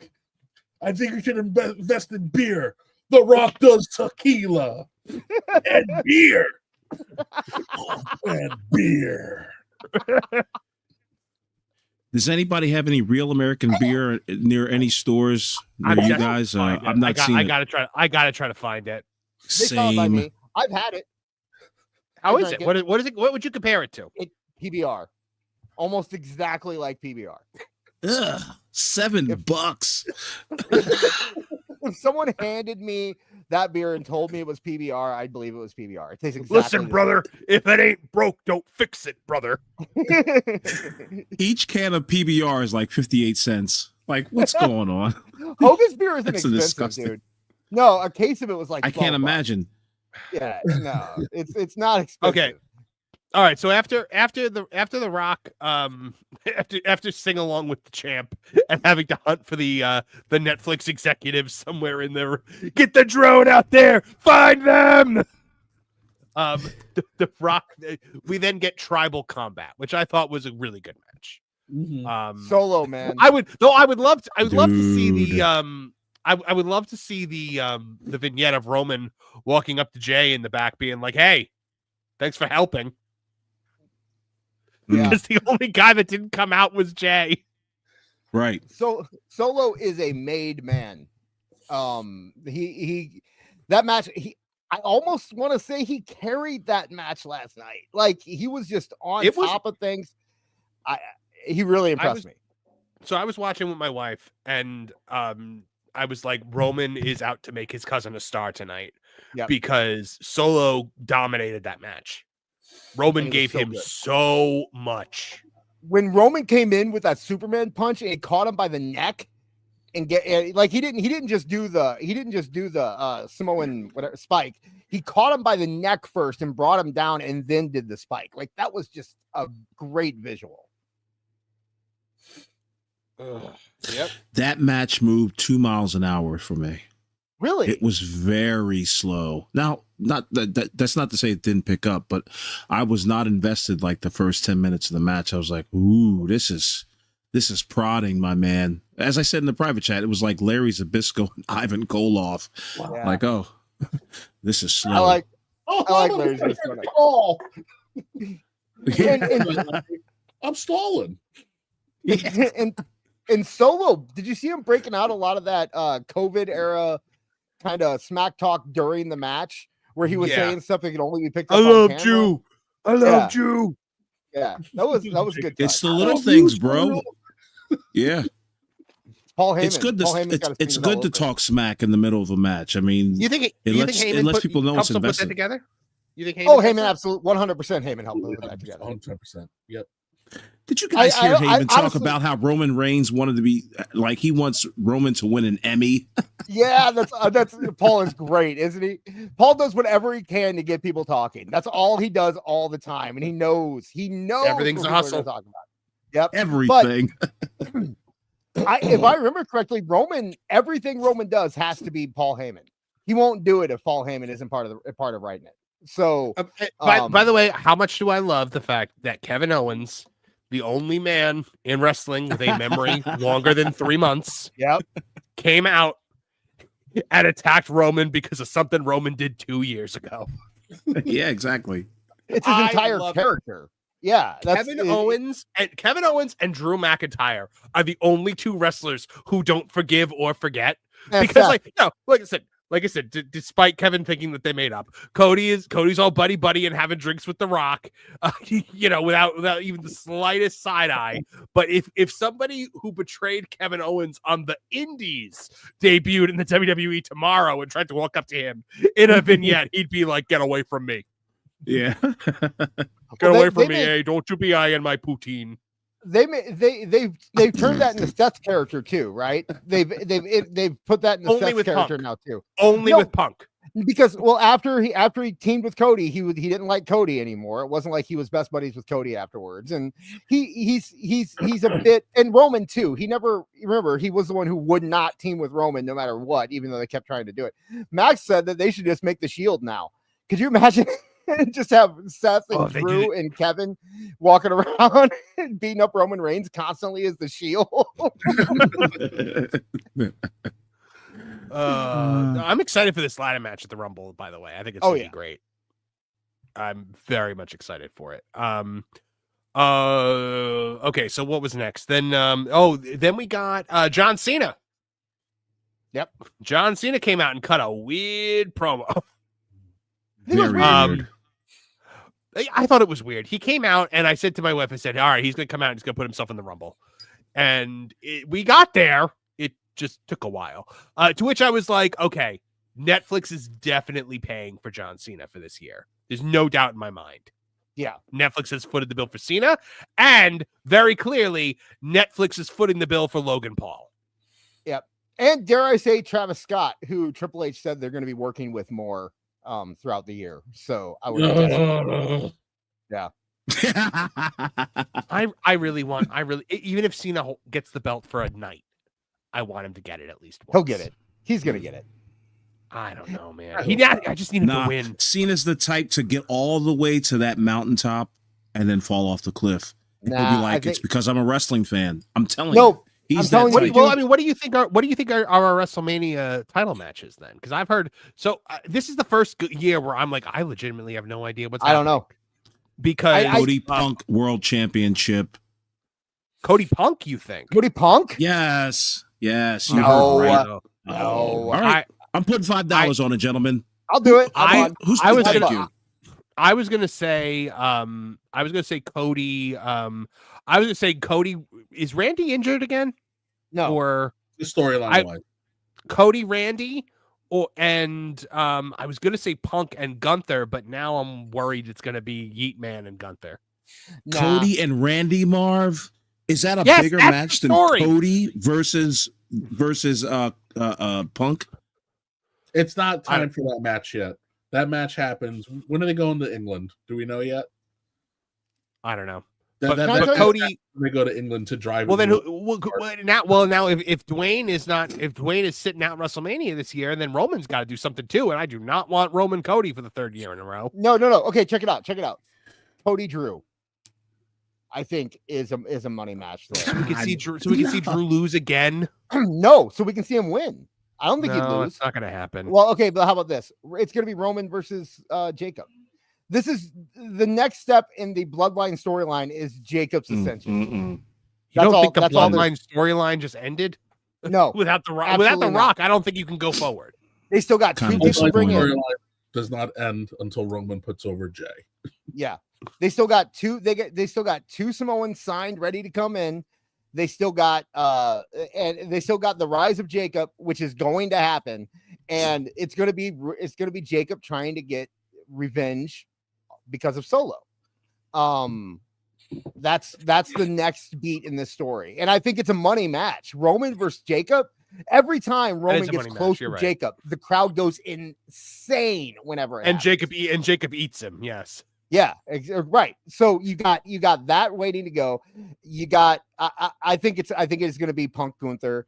I do think Cena gets the title. I really do, because I don't think they want to keep pointing to Ric Flair as the guy who held it the most.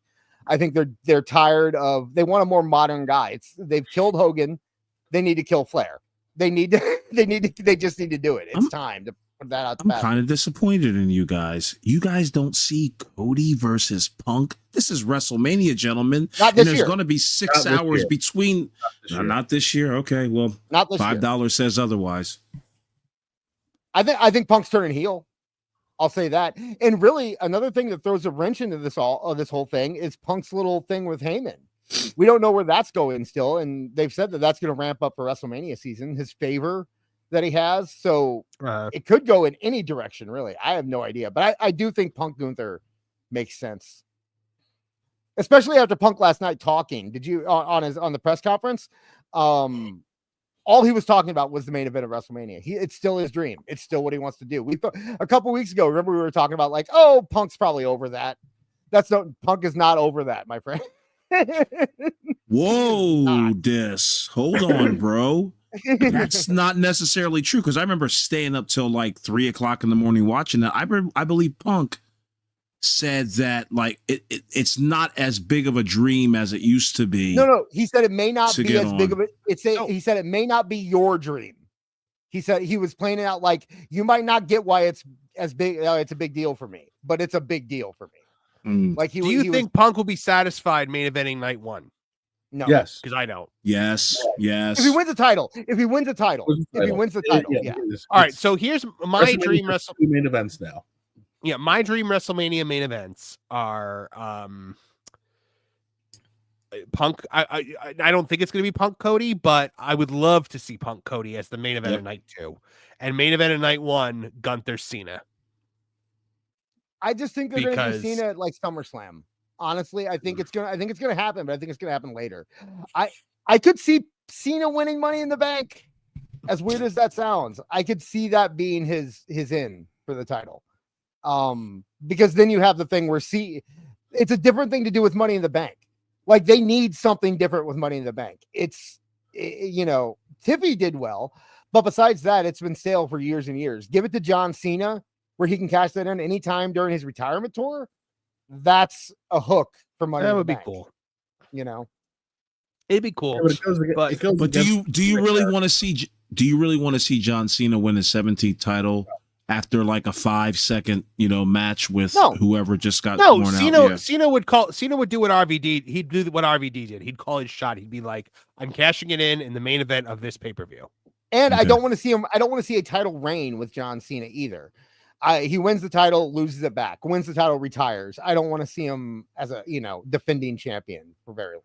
Yeah, Marv, on the subject of Cody versus Punk, that's got Roddy Piper, Bret Hart written all over it.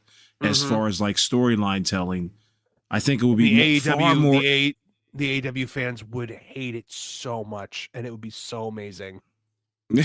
That's true. They would they'd be so mad. Because they could have had that match at All In Texas. Yep. Yeah. There is an issue though. This WrestleMania is John Cena's last WrestleMania. Mm-hmm. So what match do you give John Cena for his last WrestleMania if it's not a title match? It's Gunther. Logan Paul. Or Logan Paul, actually. Or Logan. Yeah, they're definitely doing that. I was gonna say I think that's a good way to give Cena a win. That's a good way to give Cena a WrestleMania and keep him out of the way of the world title picture for now. They have to have John Cena get his because could you imagine John Cena did it's been 2,000 something days since I've won a match, and then you've got this Logan Paul, I hate me too, I'm so good at this and I barely even try, I'm gonna beat the greatest of all time, and then you have Cena win and beat Logan Paul, and that's how John Cena gets his confidence back. Well, you also get the grift off of the Tyson Paul fight too. It's a legend versus upstart thing. You could have Tyson in Cena's corner. Honestly, that could that you want to make it a really big deal. I'm sure Tyson would do it in a heartbeat. Especially because they want to get his brother involved. So yeah, chat me up. Why is Tyson there? Tyson's there because Jake Paul is in Logan's corner. Also because after the Jake Paul Logan fight, or after the Jake Paul Tyson fight, Tyson said that Logan was going to be his next challenger. So you do that, you feed into Netflix because they had that Tyson Jake Paul fight. It's synergy. It makes sense. It does. You're right. All right, so then we had the women's title match, which was fine. I didn't think it tore the house down. I didn't like that they were kicking finishers left and right. No, it did what it needed to do. It got the title off Liv and on Rhea for when she fights Charlotte or Becky or something at WrestleMania because there's so many women coming back right now. Did you see my response to your tweet yesterday? Me? Marv. No. Which one? You asked, does anybody remember when people didn't kick finishers? Oh, what'd you say? It was a very simple no. Because it's been for 30 years, it's time to move on. Yeah. It has not been happening for 30 years. In the 90s and early 2000s, when the Stone Cold Stunner or God forbid the pedigree hit, the match was over. Okay, that's two people. Let's go back a little further. How about the perfect flex? One of the only people in the modern era whose finisher didn't get kicked was Baron Corbin. Only one person kicked out. I can't stand it. What about the Rude Awakening? Anymore. Guys hit their finish now as a transitional move, and I don't even think it's gonna I'm just like okay, they're gonna kick that. Actually, I want to say the Riptide has been protected since NXT. Mm-hmm. So having Liv kick out of the Riptide after and have her lose the title, it does. I mean, you gotta leave Liv in a good spot. She's earned it. I hated Liv this time last year, and she has proven herself over and over again at this point. You have to leave her with something. Liv has spent the year, actually. So Liv was what everybody crapped all over her the year before. This year she had Shawn 96 levels of heat. Yep. Liv is by far the most improved and most hated. She is more hated than Dom. She has gotten more over as a heel than Dom. Mm-hmm. Sometimes it is necessary if you tell the story right. And Liv kicking out made Liv look like it was a big moment. It was a big moment. Sometimes it's just look. I thought that the kickouts worked in the tribal in the tribal warfare match. I thought they worked in the women's title match. I thought they worked in the main event. I don't think those three things work on the same show. It's too much. Okay. It's just too much. Okay, but the agents did not get together. Sometimes you got to stop and watch as a casual fan. The show is not free. Please, if AEW was doing that, you'd be banging your hands on the table, screaming about how the business is dead. It would be happening in the opening 30 seconds of the match. Yeah, that's true. And it happens every week. We can't even compare. We can because those stupid ass monkeys can't put together they're incapable of having a 2-minute match, let alone having a goddamn 20-minute match. Those effing morons. You can't even compare it. It's like talking about crapping in a pool and crapping in the toilet. One is supposed to be someplace, the other one you ruined everybody's party. That's everybody. The show starts and everybody gets miserable because it's a shit crap show. In the pool. Versus Raw, where sometimes, when they get down and do it, the agent said, well, how do you want to do it? And someone signed off on it. So someone was okay with it. We all know that it was the bearded heat miser was okay with whatever happens. Because they're going, bigger picture is this is a 3-hour show. So the kid who's watching, who's still up, does not remember what happened in the first hour. They only remember that Roman won. They don't remember what Rhea and Liv did. They only remember that Rhea won. So when Punk and Rollins go and do their thing, and I thought it was a brilliant finish, they remember Punk won. They don't remember how it got there. But when you sit down and put together the damn video package, that's all that matters. Yeah, they'll remind you. We're marketing for the future. My least favorite thing is finisher kickouts through the whole match, and then the finish is this video game nonsense where I've saved up 3 special moves in a row, and now I'm going to hit all 3 of them 3 times in a row, and then that's how I win the match. It happens constantly. I'm done with I'm going to hit my finisher multiple times in a row and spam it to win the match. No, but Marv, if you're a casual fan, it's new to you. So no, that's not. No, it is true. No, I'm saying I don't think that argument holds water for that.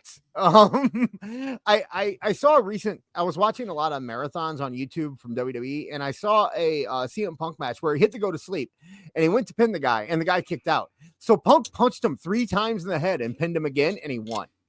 And it got me like, that's a really, really cool out there finish. I was kind of hoping we'd see something like that, because you're right. The spamming, I don't mind the kicking finishers throughout the match. It's more about doing the 3 finishers at the end that always gets to me, because Cody is the biggest is the biggest perpetrator of this.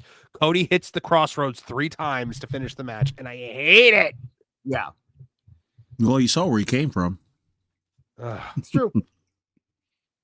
It's like he was sitting in the back. He was sitting in the back playing WWE 2K23 with -1 and was like, "Hey, this is a great idea. I saved up all these finishers." That's why Cody does the finisher that he does, so that he can do it 3 times in a row. People want to see Cody do it 3 times in a row. That's why Cody does it 3 times in a row. Yeah, at this point, it's become like 3 Amigos, right? It's kind of transcended the whole like double finisher and almost where it's become its own move at that point. Can we also talk about how Solo and Roman did a collar and elbow tie up for 4.5 minutes? Yeah, that was awesome. I loved it. We talk about it that every was time. cool. That was grappling. All right, so Hogan, the Hulkster. Yeah. Boo. The Hulkster brother. Hey, brother, are you people saying boo or boo words? Hey, they're saying boo, brother. Gentlemen. Did any of you guys seriously? Did any of you guys feel bad for Hogan? Because I kind of did. I did a little bit. A little bit. It's also how you know it's a smart mark crowd. Because here's the thing: it's not because of Trump. It's not because of the MAGA Power shirt. I'm sure that didn't help in Los Angeles, but they've been booing Hogan for years. Like, look, remember Tampa with the Yo-Ho brother WrestleMania with the when he was standing there with. When he was standing there with Tyson, he wasn't gone long enough. That's why he got booed in Tampa. It's just they've gotten booed every time since. That's it. They boo Hogan because it's a thing to do. But here I will say something that will probably make some people unhappy. Grow up and get over it. The man has his penance. When he did what he did, however ugly it was, he was suffering from addiction. He was also a victim because he was manipulated into behaving that way so that someone could profit off of what he was going to say. And he was going through a divorce. And he was going through a divorce at the time. Also, too, if you watch Hogan Knows Best, we know that he uses the word because he was singing Nelly in his car. He sat there and learned. Oh, so you think it's because in an episode. You think it's because of that they're booing him? Oh yeah, absolutely, absolutely. It's the fake outrage. It's the fake outrage. They don't. See, I've never taken it. I've taken it as just everybody now knows who he is. Everybody knows what he is behind the scenes, and everyone just knows that he's probably not a great person in general. You know how many dirtbags? First of all, we got to be honest. If you are successful in wrestling, at some point in time in your life, you have been an outlandish POS. You just have to be.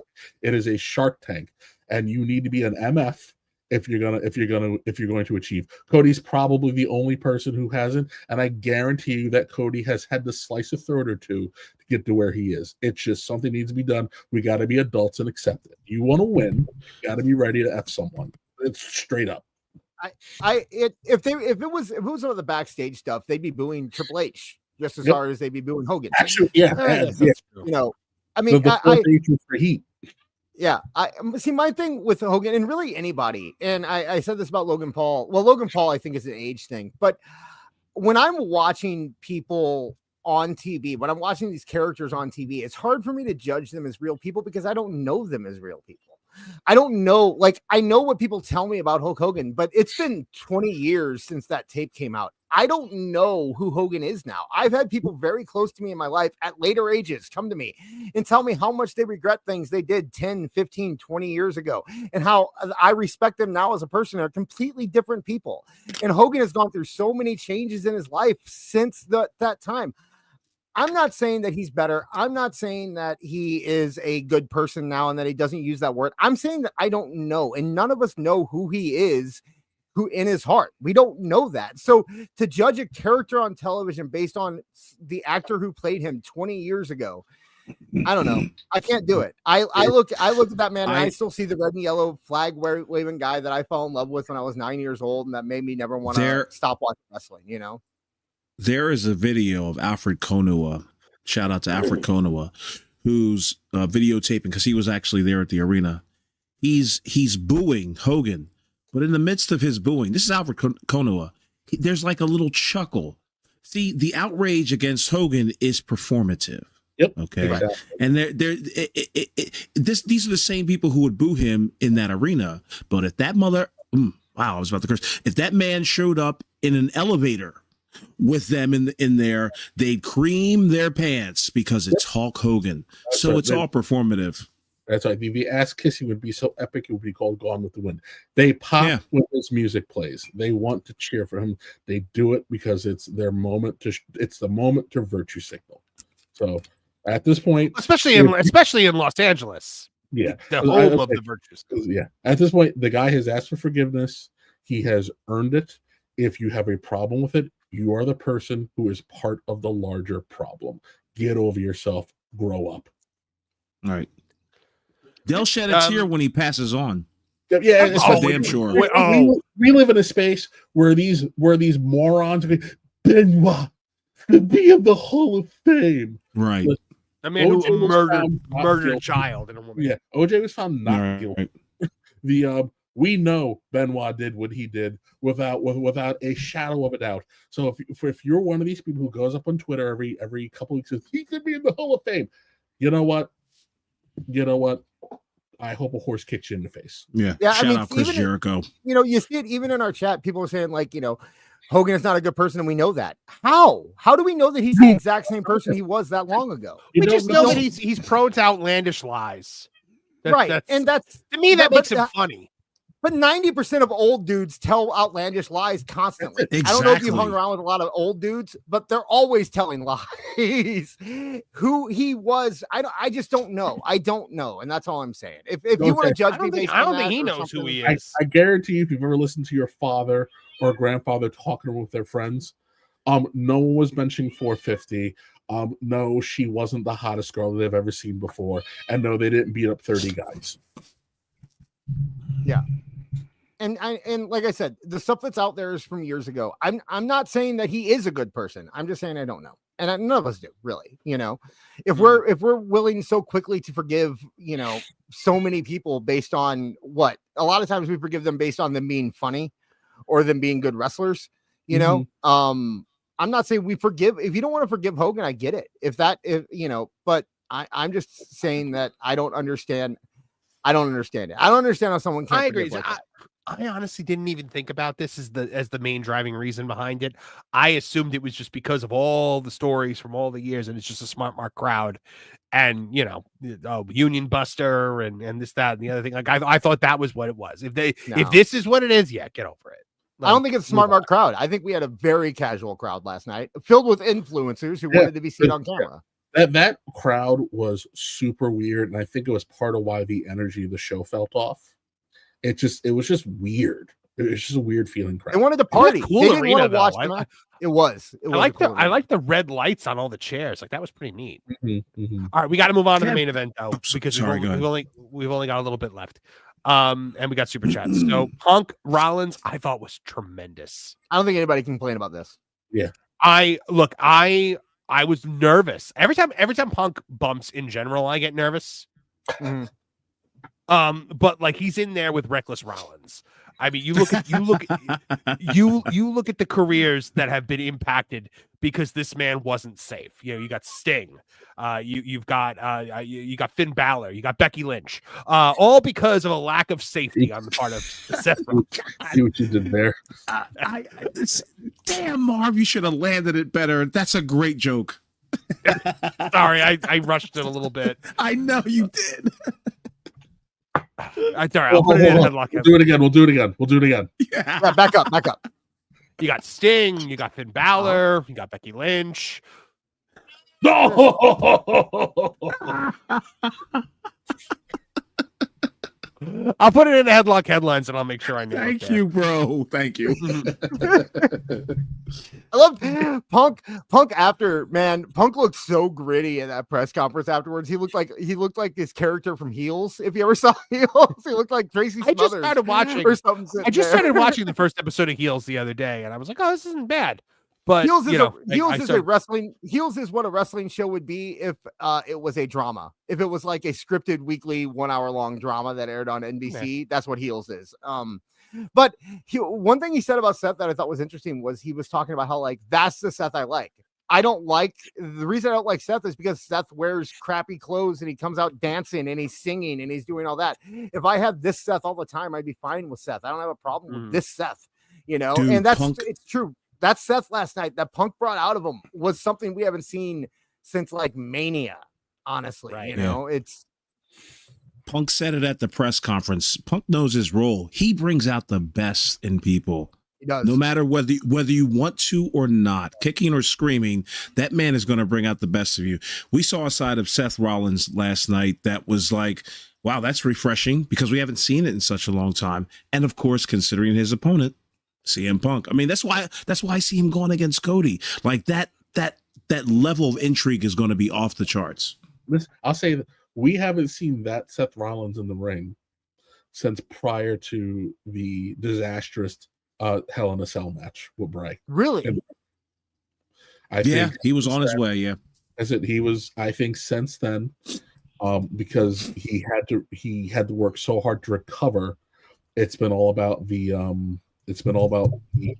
building the different layers to the character. But even the stuff with Cody, I think even the stuff with Cody, but there's again different Seth. Listen, he was putting on banger matches, but the story was more important.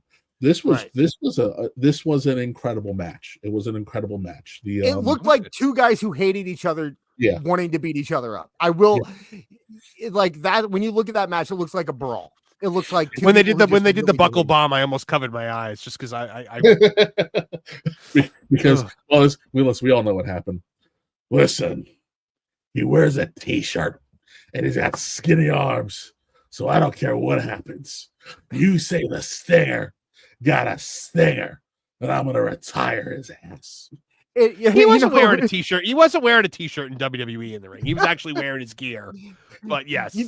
Might as well be a t-shirt. He still wore that bodysuit. If anybody wants to know if those two actually like trust each other and get along in real life, the fact that Punk let him give him a buckle bomb should tell you everything you need to know. Yeah.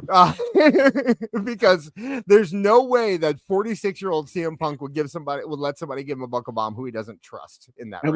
Punk bumped perfectly on the buckle bomb. He did. It was the safest looking buckle bomb I've ever seen. If you want to know how to take that move, you need to watch CM Punk do it and practice it. Let's see. John Williams for $1.99 says also the hole was for your pants, not the other. Talking about the bathroom stuff. John Williams for $4.99 says Triple H. Who the hell is Paul Levesque? Sounds like an egotistical prick. Naming errors after himself. By the way, that joke from Headlock Headlines where I was like, "Who the hell is that?" It's you, Trip. Oh, that is me ripping off Cheers. The greatest joke in Cheers history. Yeah, I remember that. Is there an Ernie Pantuzo here? That's you, Coach, speaking.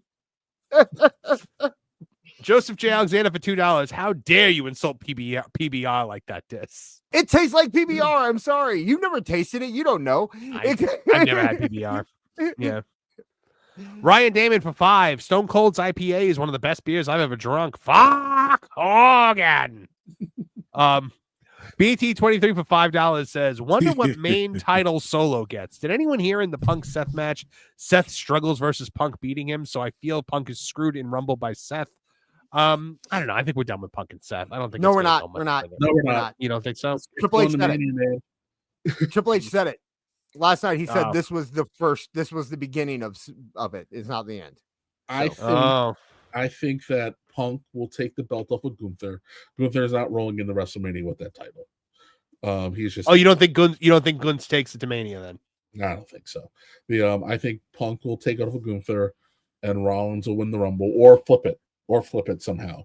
And it's going to be we're going to finish Seth and Punk at Mania. We're going to get. You think that's a night 1 or night 2 main event? I think it's a night one, but again, I think it doesn't, as long as it involves the title, it doesn't matter. WrestleMania is 2 days. It's a 2-day event. Each event is its own solitary day. All right, we got to keep moving. Last call podcast for $2 is PW Insiders reporting Cena Rhodes at WrestleMania. Why? Okay. I could see Because it. It's a big match. It's a big match. They're trying to do Rock Hogan. They're trying to do Rock Hogan. And I've seen several times there have been reports that saying that WWE doesn't think that Logan Paul could have a good enough match with John Cena for it to be his last WrestleMania match. So I think Cena Punk would be good. I think you could get that Rock Hogan feel out of it, other than the fact that like Punk, Cody and Cena were in WWE at the same time before and have probably wrestled each other before. It probably didn't go Cody's way. Let's see. John JID 999 for $2 says, "I just want a serious, not silly Seth Rollins, please. Thank you." I think everybody. So does CM Punk. You and QB for $5. Cody Punk would make Tony's head explode. Yes, it would. Ryan Damon for $5. End of Days was the most predictable move in WWE history until Drew McIntyre kicked out at that WrestleMania. That's true. Monkey Balls for $2. Nobody holds a grudge more than the IWC. Yes, that is. Marv does. Marv, do you consider yourself part of the IWC? No. In fact, I held a grudge against the IWC. Then this is wrong.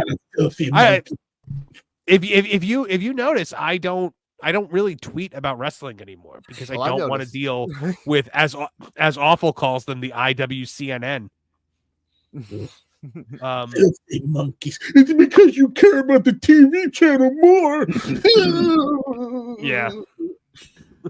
This is the IWCNN. We need to make a commercial for that. JPS for $5. Right. Can we just call last night's Raw how it was? It was a typical overbooked Raw anniversary milestone premiere episode minus a Punk heel turn. I agree. Yeah, pretty much, guys. It was a pilot episode for the Netflix era of Raw. Last night I said that I didn't love that episode of Raw Dis, and you were like, "Oh, you and Awful were like, are you kidding me?" I'm saying it was good. Stop right there.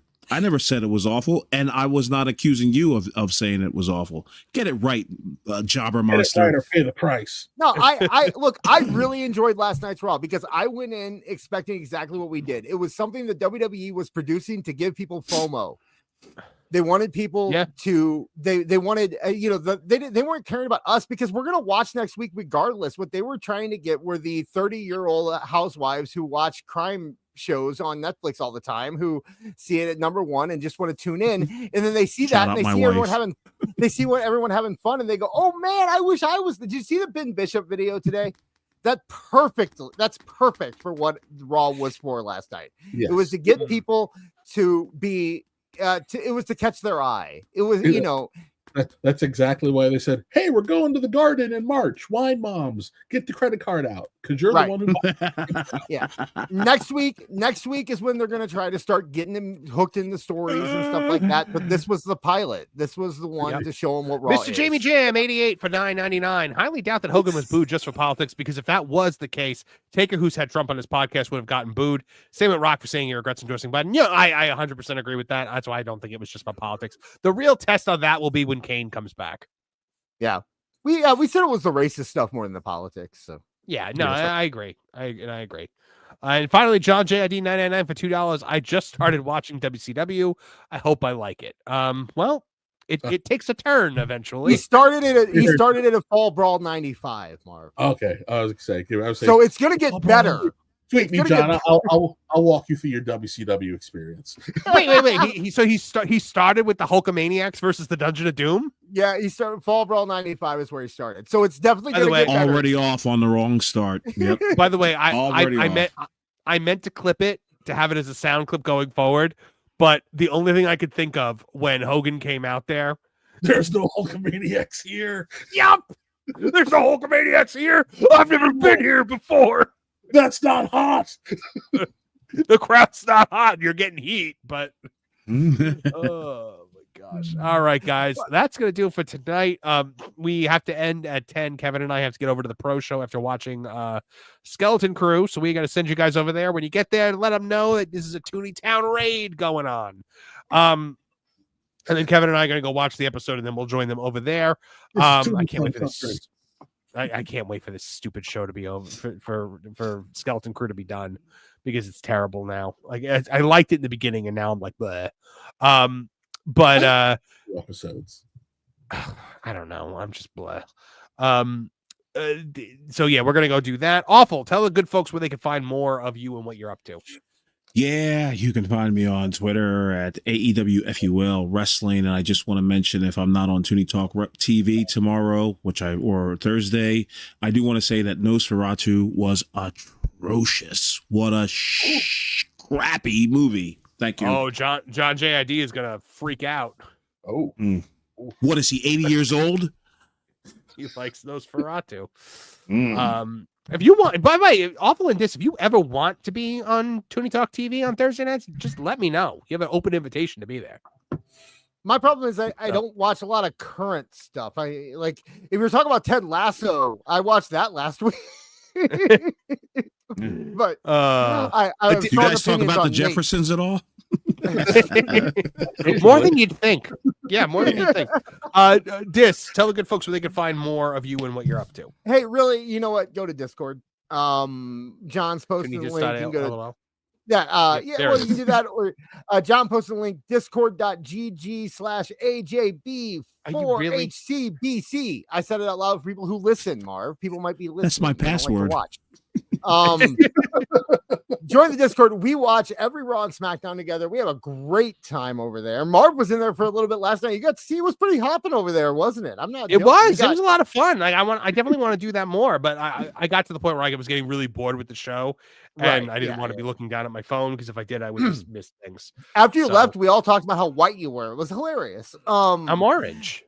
I know we said you're so white. You're so white. You're orange. That was what we. Oh, that makes sense. Got to. So just check us out. You're so Caucasus. Yeah, and follow me on Twitter at AEW Disciplinary. I do stuff there sometimes. I know. Kevin Apollo, anything you got to plug? No. We'll be on the pro show in a couple minutes. I'll see you on Thursday. On that, we got a couple videos waiting to be posted. And then I had to rework the Zaslav one, because Midnight's Edge did my exact video, but like way better. You don't have to worry about that. You're allowed to have the same opinions as other people.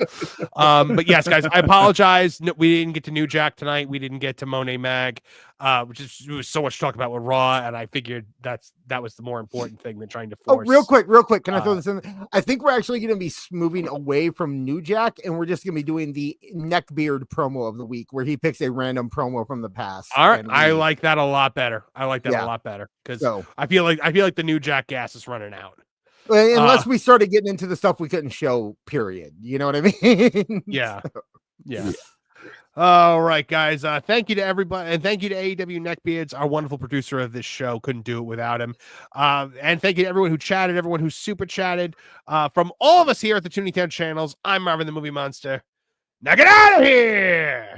Now, Perry the Platypus, feel the wrath of my thank you-inator! Thank you, you piece of trash. Thank you. Thank you. Thank you! Oh, I suppose you want me to say thank you. But you know what? Saying thank you is like jobbing. Thank you! I got a little message. Thank you. Ooh, yeah! Oh, thank you! Oh, thank you! Thank you! Thank you! Thank you! Thank you! Thanks? For what? Hi-ho, from all of us here at Tooney Town, thank you! And viewers like you. Thank you.